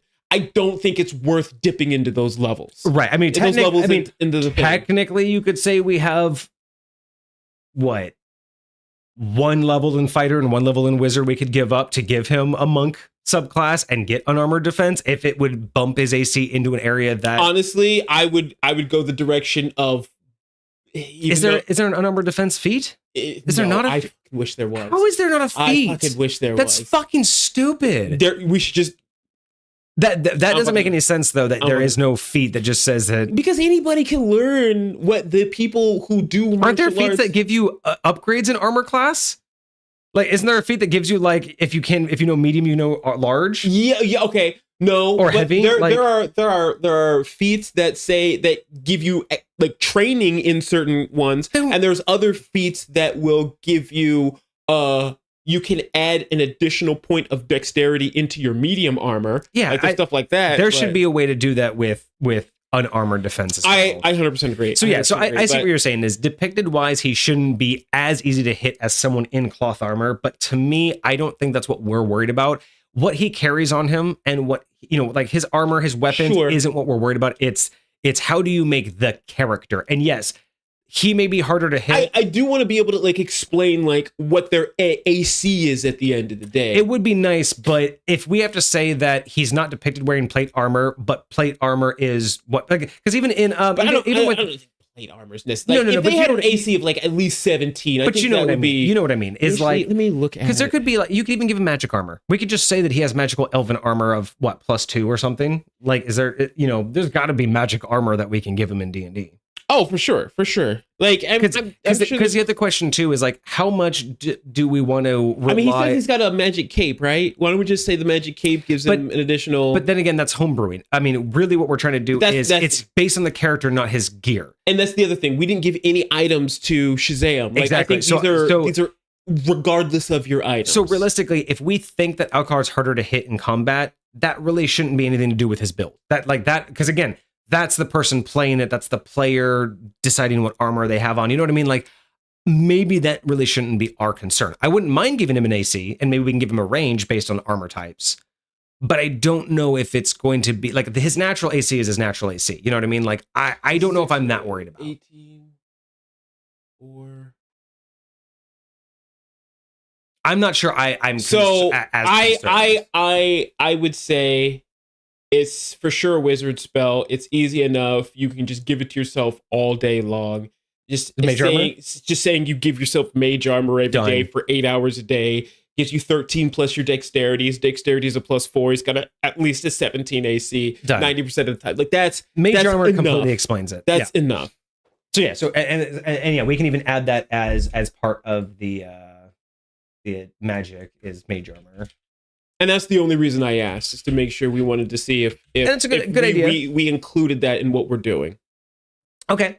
So we still have one ASI. So at this point, we've been able to get our strength to a 19, our constitution to a 16, our strength to a 20, our constitution to a 17, and our intelligence to a 20.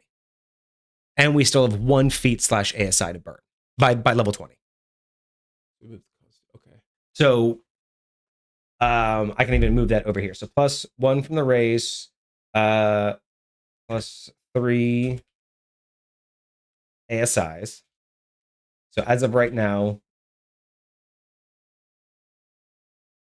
we have a 20 strength, intelligence. We get +2 from the race,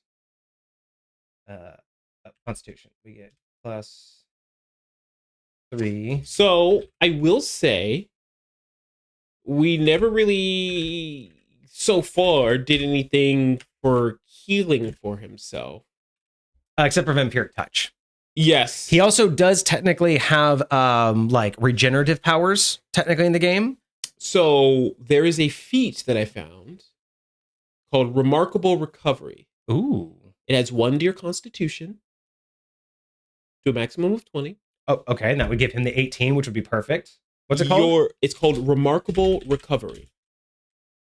It says your body has the ability to recover quickly from terrible injuries and is usually receptive to healing magic. You gain the following benefits. When you are successfully stabilized from dying, you regain hit points equal to your constitution modifier. Whenever you regain hit points as the result of a spell, potion, or class feature, you regain additional hit points equal to your constitution modifier. Done. That's fucking perfect. That feat plus those ASIs That means he has a strength of 20 by the end. Strength of 20, dex of 18, constitution of 18, intelligence of 20, wisdom of 10, charisma of 11, and can self-heal and bump his healing. And that includes when you use the fighter feature, second wind, to spend a hit Even dice better. in the middle of battle. And that it's going to bump vampiric touch. Yeah. Dude. Yep. I think that's it.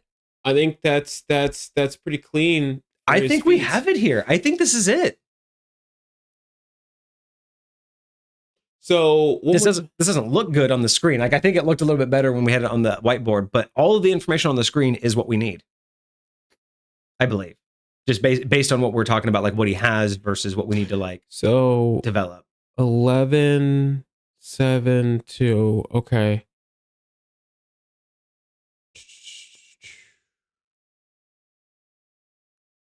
Oh, let me save.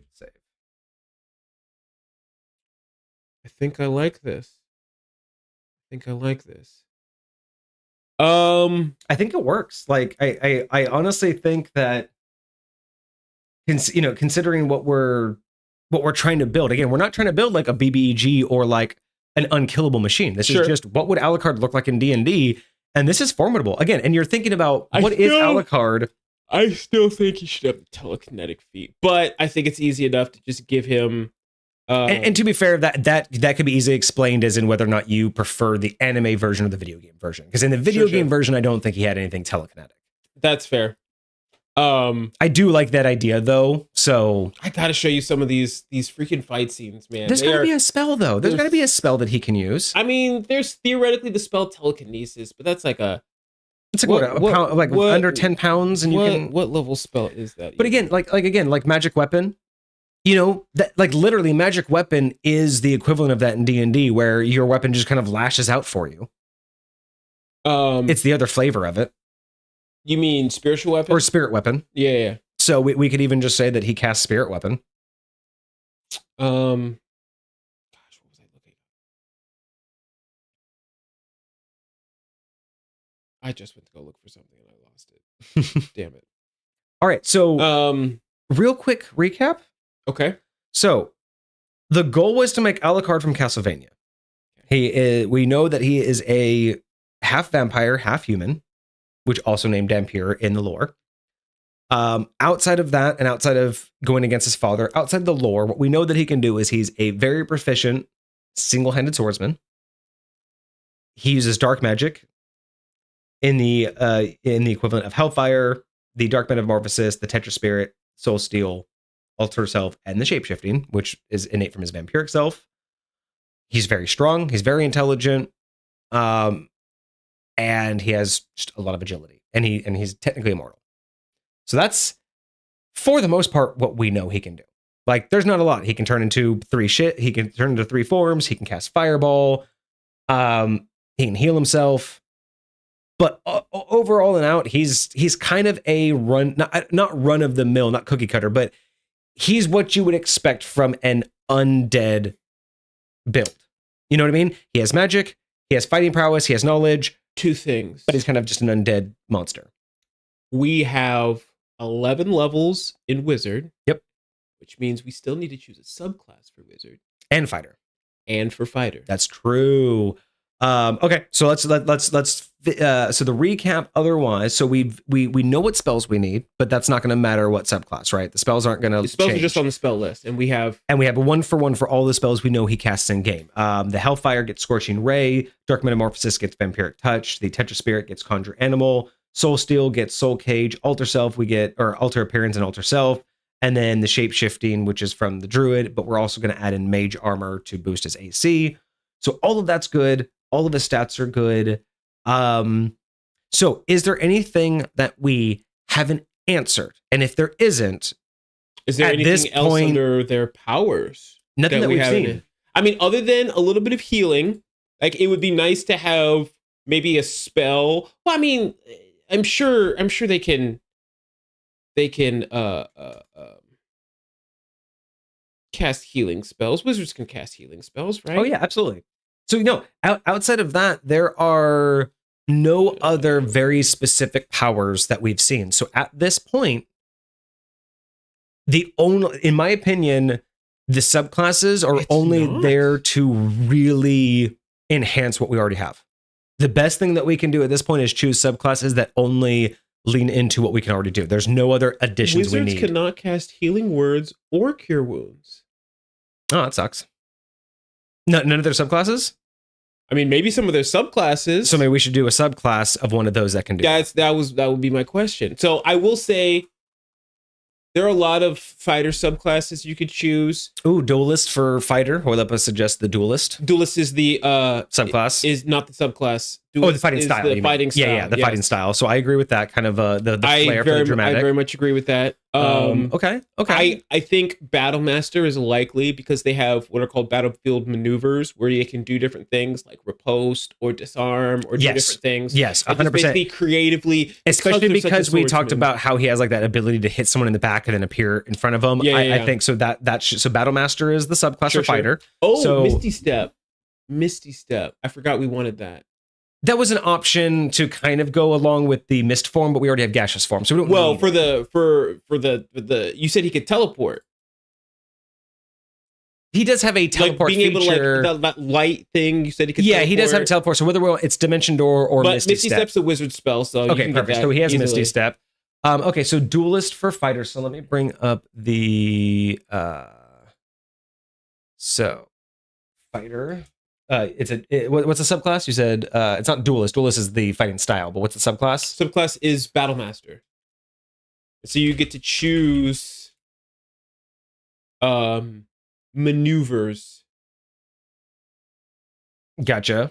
Based upon I think you start off with 2 maneuvers, and the question is, when do you get more maneuvers? Which is what I want to look up. Yeah. Okay. So I'm okay with a Battlemaster fighter. So wizard, unless we want to go with one that can do more healing, I would say a wizard, any of the necromantic wizards, because that's kind of what it seems like we're leaning towards, because he has dark magic. So anything that leans more into necromantic wizardry, I think might be the way to go. There's one called Blood Magic. I mean, what does that do? He gets healed off of blood. Remember when blood touches him? Use attrition at 2nd level, you're able to use your own depleted life essence to channel your magic abilities. Whenever your current hit points are below your hit point maximum, you can use your own body as an arcane focus.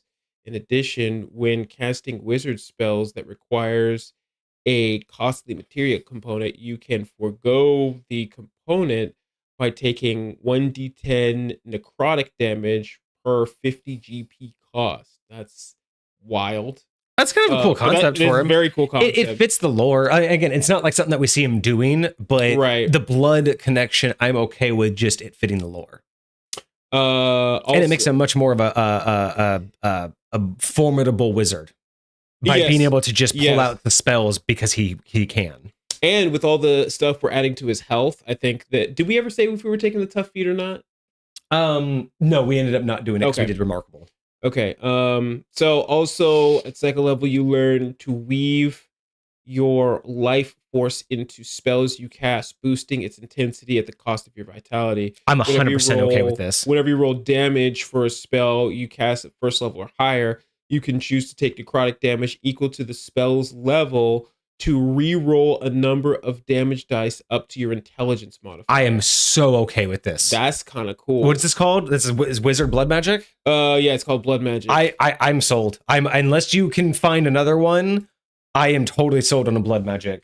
All right, so like that there's no reason why that doesn't fit. If that's the case, we're going up to 11th level in this. You get 2 more features, a 6th level feature and a 10th level feature.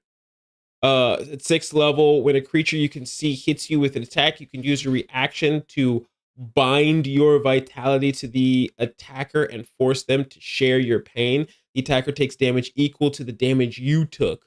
This feature cannot be used against constructs or undead.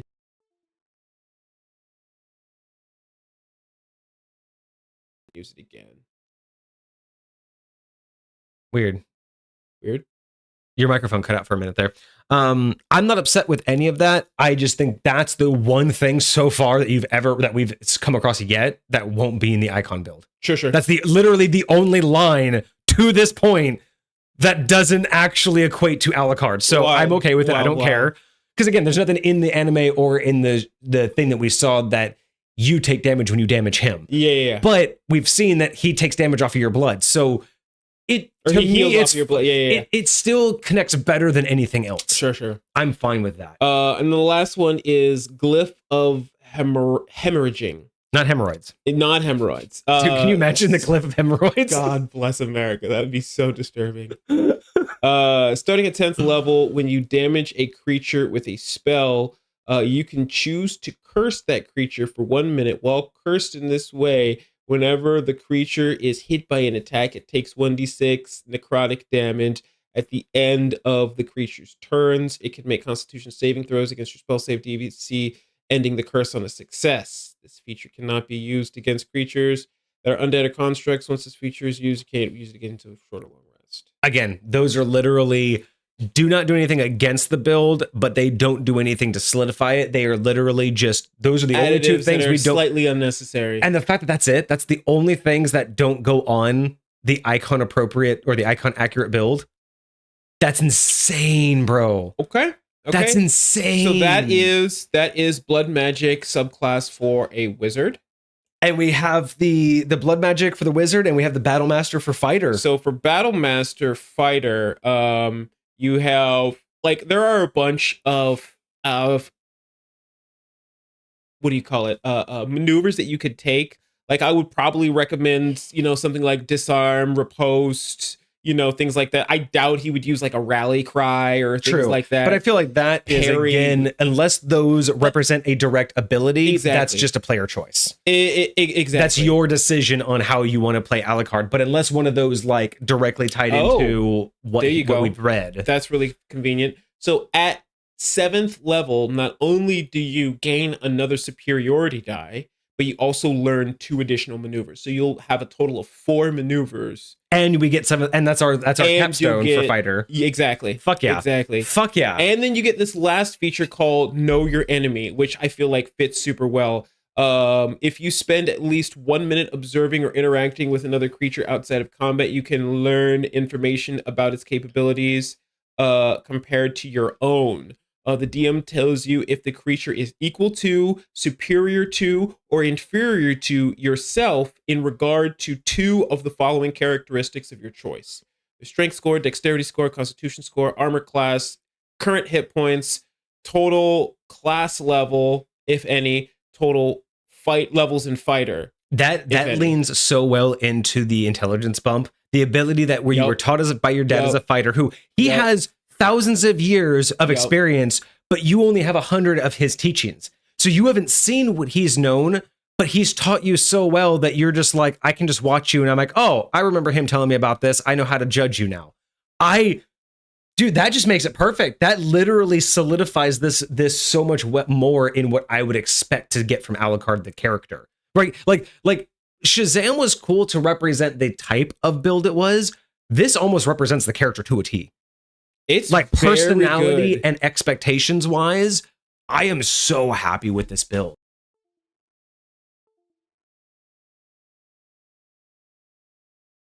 We've done this on the whiteboard before, and we kind of I think we've written out more of usually we do like level 1, 2, like we actually write it out more like a character sheet. Is what's on screen right now, I should say over here, is what's on screen right now enough for you and enough for us to build out the roadmap and the 2 builds?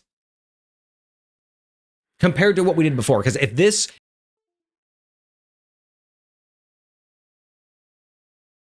is better than the whiteboard, because I didn't have to walk away from the camera. Let me look real quick.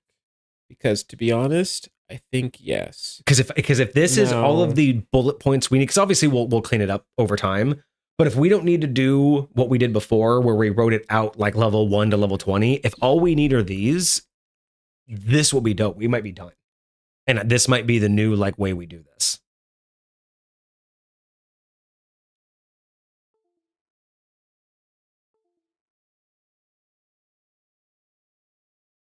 Let's see. And of course, I can always like copy and paste if you don't want to get like the screenshot, but I can always copy and paste the texts. Yes, I would highly appreciate that.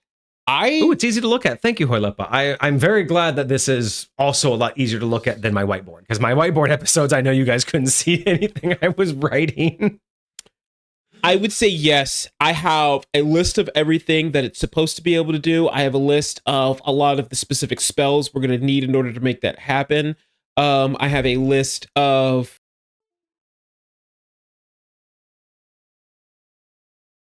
that's the ASIs and feats that we are planning on taking. Whichever order you decide, because I know once you put this together, you may be like, oh,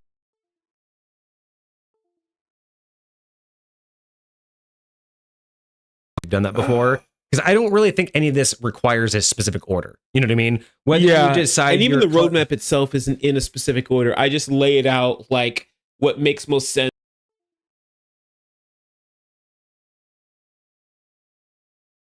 Out of the 7 levels.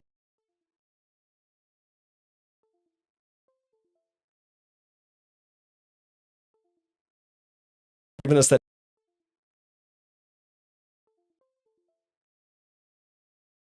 for development, because I kind of like this. This looks clean.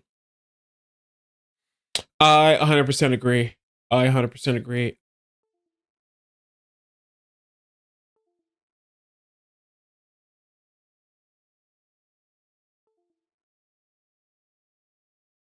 It was almost too easy. We did this it took 3 hours, but I'm like, are we done? Did we really make Alucard that? But again, Alucard isn't some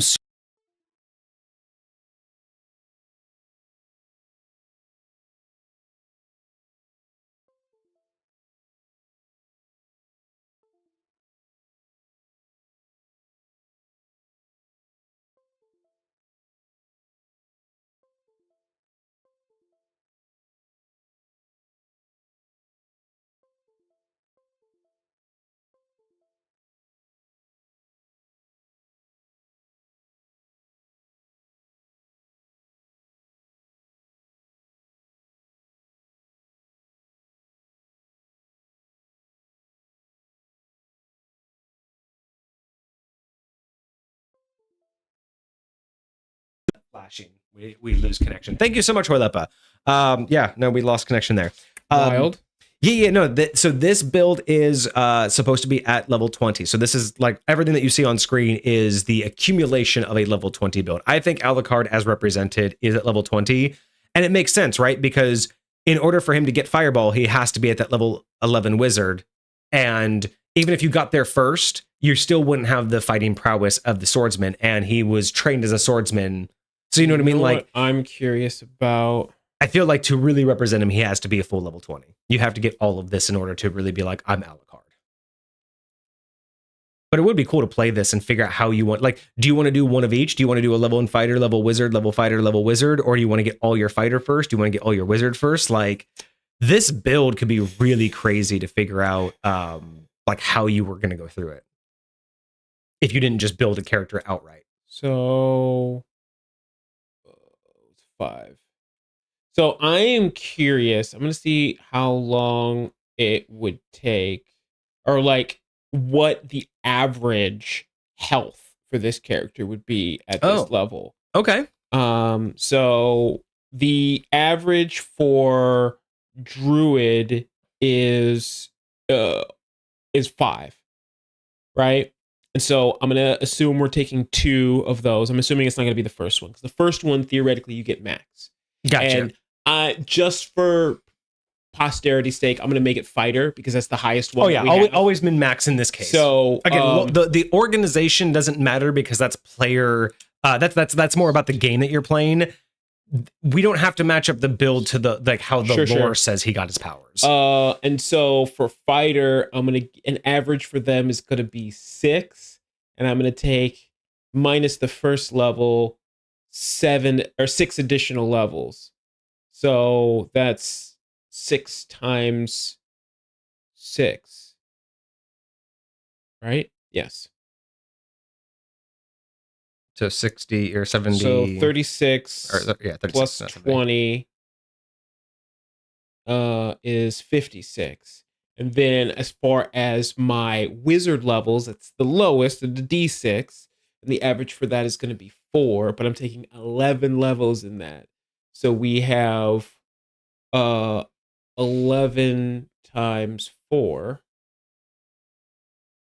is 44.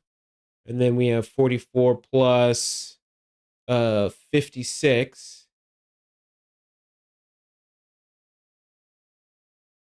Where are we at? I think we're at exactly 100. Like exactly 100 hit points. I mean, but you still get to add your constitution. yeah. And so And you still what's get our some other constitution bonuses. modifier at the end of all of this? It's going to be an 18 total. So An 18, so that's 4. 4. So that's going to be 4 times 20. So 80. So that would be 180. Not bad. And again, Almost 200 hit points. yes, granted that Alucard is immortal, but again, like out of every depiction we've seen of Dracula and Alucard, if overwhelmed by enough people, they aren't, I'm not going to, they aren't impossible to kill. When you're fighting a bad guy, something with 200 hit points is nothing to sneeze at. Not at all. Right? Like when you're up against an opponent, This- 200 hit points is scary, especially with all the things that it can do. And this is a playable character. I mean, Now- it ain't going to be alone. I feel like I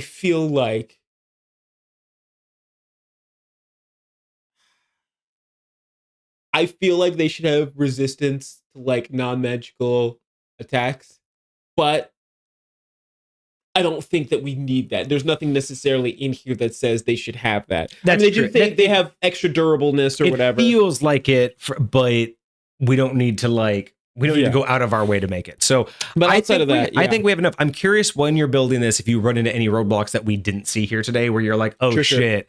But I think this is it. I think we've done it. I think a Dampier with the Blood Hunger, Vampire Parents, a Druid Fighter Wizard, a 2/7/11 is going to do it. We get the exact we basically get a 1-for-1 spell list. With that, we get amazing stats. Like especially for a wizard primary class, we get. I mean, we're walking away with 2 20s and an 8 and 2 18s. That's 20 in strength as a amazing. wizard. Yeah, and in intelligence. Yep. That is literally down the road of I will fuck your world up however you touch me.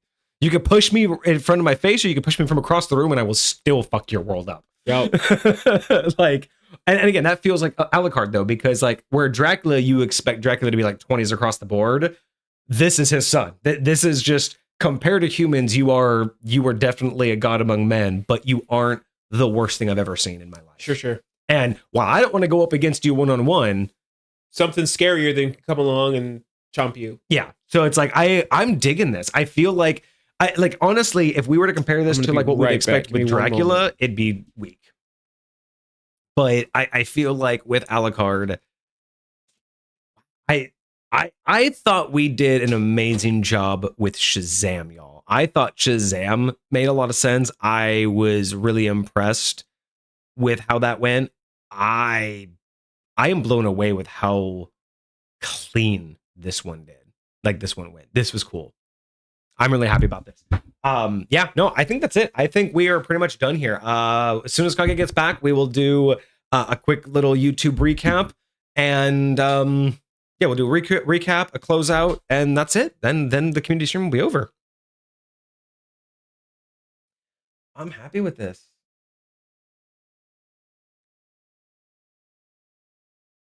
All right, yeah.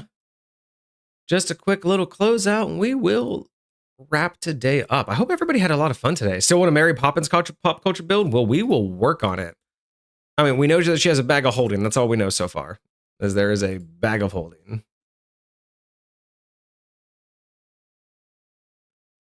All right, nothing going on in the community right now. Discord's pretty quiet. It's all right. It's a Saturday. Everyone's just chilling. Hope everybody enjoyed the new layout. I really like this. This stuff seems to add a little bit extra, than just our normal. So I'm okay with this. I like it. All right, so we're just gonna do a quick little, we'll do a little bit of a of a recap and outro. No, I think we've already done the recap. I think we just need to do the outro.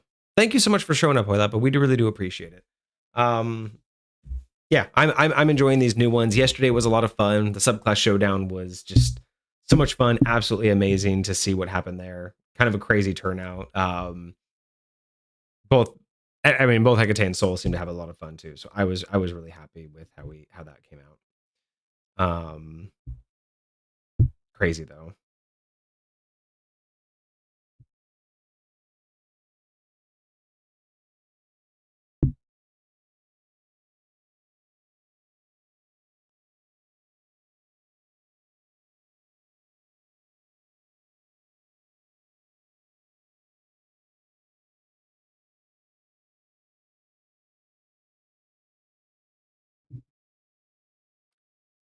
All right. Well, any other questions from chat before we start to close it up? Just waiting for Kage here to close out.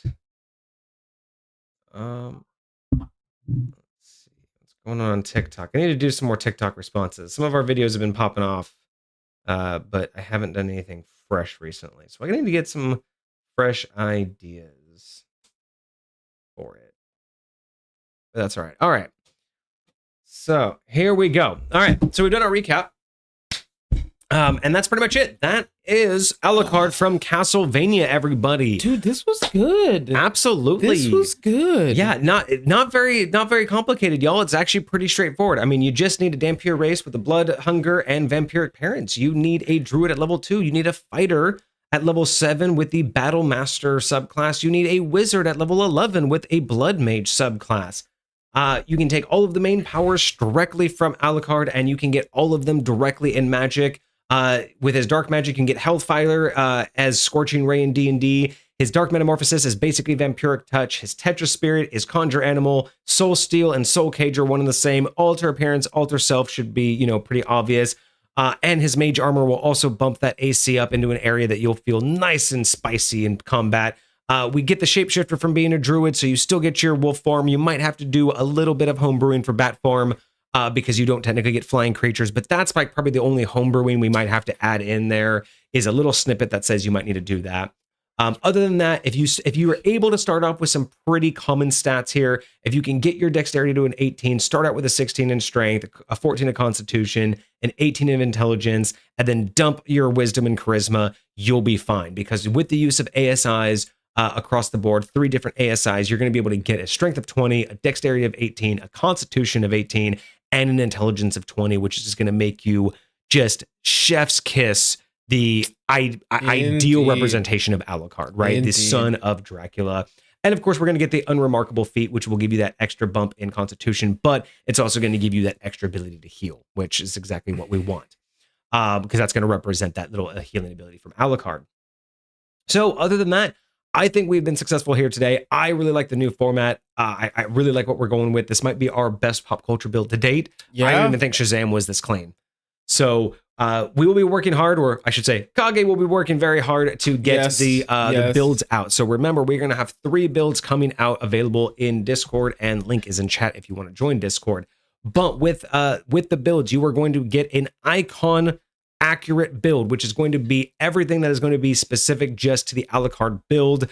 Now, granted, we've already talked about this. 99% of this is going to be on that build. The only thing we're going to be taking away are those subclass features from the Blood Mage. That's really the only thing that's not going to be on the Alucard build is those extra snippets from the Blood Magic subclass, because they don't directly relate to anything that Alucard can do. On the D&D Accurate build, of course, it will have absolutely everything. So those few little tiny snippets that don't really make sense for Alucard will be on that one. And then finally, we will have a roadmap, which will basically just tell you what you need from each class at the specific point. So it'll tell you when you can get an ASI, those are the 4 you need. When you make a fighter, it'll tell you what you need specifically from that subclass. And there you'll have it. If you want to build this class yourself from scratch, starting at level 1, or if you just want to have it built from the get-go right out the gate at level 20, we will provide that for you in the Discord shortly. But other than that, I hope everybody had a fantastic time. I hope you enjoyed this stream. Let us know in chat. Let us know in the comments if you're on YouTube. Let us know in the Discord. We want to keep doing this. Hopefully, you will join us for the next community stream. And as always, And as always, we stream every Monday and Friday during the week with normal D&D discussions. We do homebrew review on Mondays, and then we do deep dives on Fridays. So join us for that if you liked it. Otherwise, I hope you guys have a great rest of your day. Cheers. Deuces, my friends. Fuck yeah. Let me get rid of those crops. Now we're back to just normal old bullshit. that was a pretty good outro, I think. I think that was good. Filters. Hello? Main cam? Hello? There we go. All right. Back to normal. Back to everyday normal streaming, everybody.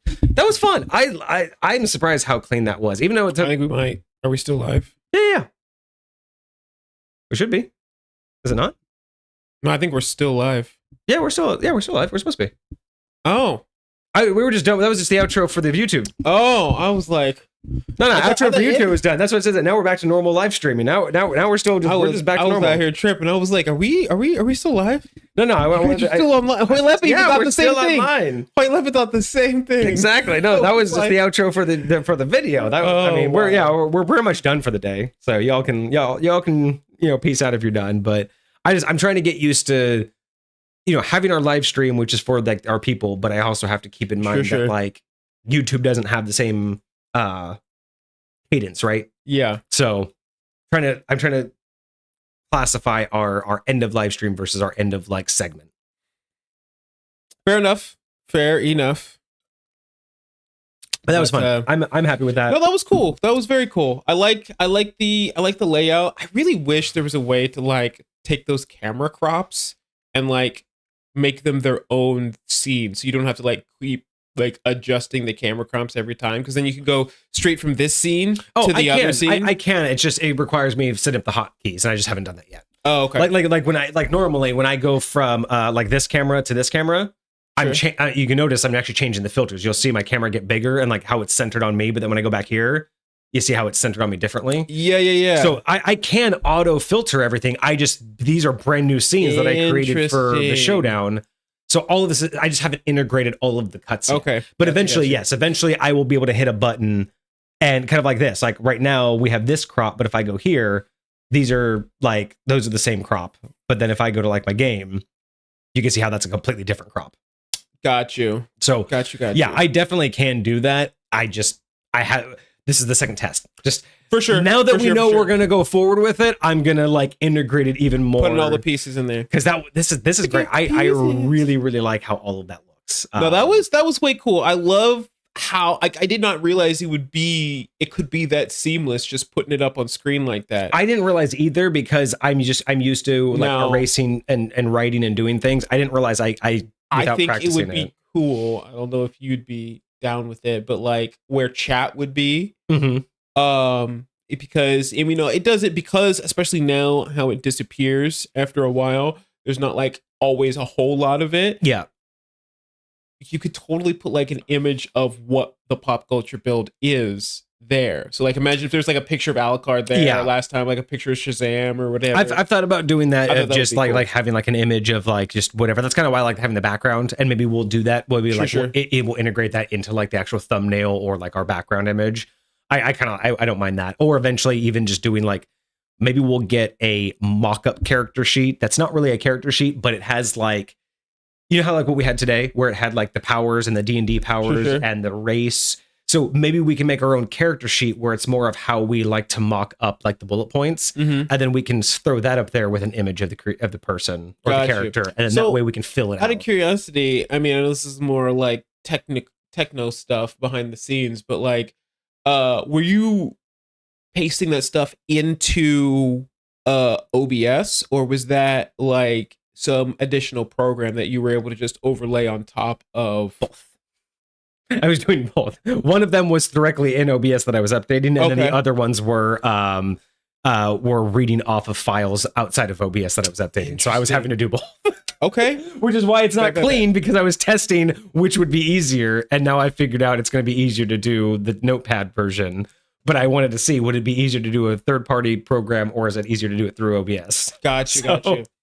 Okay, fair enough. But it's cool. I like it. I love those visuals. I think that was a lot of fun. It'll be more fun to add more visuals. Like that was kind of cool. The scrolls are cool. I don't know if that's what we want to be known for. I don't know Sure. if that was just cool for now or if that should just be our thing. But I want to start adding in more visuals like that. I think it just adds something. You know what I mean? Yeah. Oh, now Hoilepa has to overwork their subclass. Got some. Oh, you got a critique and it nearly broke you. Oh no. Well, don't worry about any critique. You know what? You just take care of what you want to build and have fun with it. Like we've always said, make sure it's what you want it to be, not what somebody else wants it to be. Exactly. Critique is nice, but it's only good if it's beneficial. If it's not beneficial, then just understand that at the end of the day, it's all about if people are going to have fun playing it. You know what I mean? True that. Anyway. True that. All right, I think we will officially end it now. We're almost at the 4-hour mark. That was a lot of fun. Good on the community stream. Again, it's one of those things. I'm never gonna not do these. It's just one of those, like, I get so hyped over the month because, you know, it takes a month for people to, like, you know, earn it. Like, you know, they're putting in the points. Everyone wants the stream. There's the poll that goes out. Everyone's like voting on it. Yeah. And then we do it and there's like 2 people here and it's like, well, there's the stream for the community that didn't show up. But I mean, again, it's not about the outcome. It's about the process. I'm loving the process. This is a lot of fun. And I just nothing else. The content is so freaking top notch, man. I could not agree with you more. I think my thing is just it's not that I'm disappointed and it's not that I don't want to do this more. I just can't help but think, what is it that we need to get the community as excited as we are? You know what I mean? Like, I'm not going to not do this, but it doesn't mean that we can't do it in a way, like, again, maybe it's the visuals. Maybe the visuals will start bringing more people in. Sure. Maybe once we publicize something, you know, once we actually get some publications out, I don't know what it is, but you know, maybe it's just time frame. Maybe we're just not at the, I mean, I don't know, if you think on a Saturday in the afternoon would be fine. Sure. So it's just, I'm not discouraged. It's just, there is a part of me that's just like, okay, feeling out. What is it? Like, yeah, we have 93 followers. We have like 40 people in the Discord and we average like 6 votes, but we only ever average like 2 or 3 viewers. It's not that I'm disappointed. It's not that that tells me, well, I should just stop. It's just it genuinely feels like how I feel when I'm trying to troubleshoot some sort of like technical issue. It's like, I'm going through here. All right, let me test this avenue. It's not that. Let me test this avenue. It's not that. Where am I finding the disconnect? What am I not doing that's going to get me to what? So I feel you. I do. It's interesting. Yeah. No, I totally get that, Hoilepa. Sometimes critique can be hard, especially depending upon if, you know, you haven't had a positive, you know, feedback loop with critique in the past. Yeah, like very true. I've struggled with critique. It's now in my professional life something that I can handle, but for the longest time it was very difficult because I also didn't grow up with positive critique, or at least constructive critique. Mm-hmm. It was always in a bad way. So I get that, but it's good that you're open to it. Just understand that critique, again, it's kind of like that whole thing of, you know, never attribute to malice what you contribute to incompetence. Very true. That so is good with critique. Is very rarely is critique meant to be hurtful. It's just a lot of people, like, I've learned that more often than not, the critique is not meant to be hurtful. The person's just terrible at communicating. Just like, don't contribute to malice what you contribute to incompetence. Yeah. They are an incompetent communicator. It's not that they're mean. They didn't want to tell you didn't know what you were doing. It's just they didn't know how to tell you that there's a better way. Sure. It's not that they wanted to tell you that your artwork is ugly. They just don't know how to articulate, for me, I don't understand. Sure. You know what I mean? Like, sometimes it's not them tearing you down or making you want to feel bad. They just aren't smart enough to have the words to articulate the actual thought that's going through their head. So at the end of the day, it sounds like a 6th grader being like, that's ugly. And at the end of the day, it's just more of a, I don't find that aesthetically appealing, but I see the value in the effort that was put in and I see the craftsmanship, right? Like, I can see art and go, damn, I know that took forever. I don't want to buy it, but I could respect that you did that. It has value, yeah. And that's what I had to learn the hard way with critique, is more often than not, you have to do the reverse psychology on yourself and convince yourself, wow, I more often than not, whenever I hear an insult, I my first response in my head now is, damn, you don't know how to talk. I don't take it the insult. Sure, I take the, oh, your vocabulary is so small. Sure. Like, because more often than not, if you do that, you kind of laugh at the person being like, oh, you could have used better words. Yeah. And I'm not, again, it's not insulting them. I'm not telling them you should feel bad for being dumb. It's just more of telling myself you should feel better because you could have said it better. Sure. And it's not easy, but it's definitely helped me get to this stage because I ask for critique now. Definitely. But believe me, that doesn't mean that when people post in the Discord saying, hey, you should do something different, believe me, doesn't mean I don't get hella defensive immediately. Be like you know any better. And then I'm like, wait, no, I asked for this. I asked for your opinion. Thank you. You don't know any better, but thank you. Like, there's a part of me that just like doesn't like that, but you know. I feel like it's just our human nature that it just causes us to initially like react against stuff like that. But yeah. Oh, most people, aren't into the rules, into the more concept. That's fine too. Yeah, that's the hard. Sometimes that is the hardest part. Is your head can know something that your heart doesn't want to listen to. Yeah, like that's 100%. Yeah, and I did see your photos, the Minecraft builds. I am jealous. I have fantastical ideas. That was wild. My biggest thing is I have fantastical ideas in Minecraft. I can make some pretty wicked things, but I don't have the I don't have the ability to make them look that nice. I could build an impressive base with a whole bunch of complicated stuff, and I could build all the machines. But at the end of the day, they're all just in a giant warehouse. They're all just in a block room. You know what I mean? Like I could make everything efficient. I can make things and make it look cool, but I can't make it aesthetically pleasing. I can make it look cool, but not aesthetically pleasing. Yes. I can make it practically cool. Yeah. You know? I can make the Bat Cave. I can make this house with a bunch of hidden doors, and I can make all these cool things. But when you take a step back, you're like, I mean, it is all of those things for sure. Could it look better? 100%. Mine is not artwork. Mine is just function. Sure. All right. Anyway, 4-hour mark. I think we're going to go here. Anyway, thank you all so much for joining us. If you're on YouTube, again, like and subscribe. It really does help us. Leave a comment if you thought we missed anything. Remind us and let us know. Again, I will pop some links in the chat. Links to all of our social media and links to the Discord. If you liked what you saw here today and you want to, get in on it yourself, we do have an entire channel where you can submit ideas for future pop culture builds, subletting subclasses, all of the extra streams that we do. But yeah, that's going to be us for the rest of the weekend. I may pop back on later tonight or tomorrow for some gaming. Otherwise, we'll be back on Monday. To be honest, I might do the same. We'll see what happens. Oh, awesome. Maybe we'll stream together. Maybe we'll do like a Marvels or something. Because he's now back on competitive, so I can start ranking him up. I can do some stuff. I'm terrible, but we'll see what happens. All right, well, that's going to be us. I hope you guys had a fantastic day with us today. Thank you so much for joining us. That's going to be us for this weekend. If you see us online, drop in, give us a chat. It'd be awesome. But otherwise, we'll see you guys on Monday. Cheers. Deuces, my friends.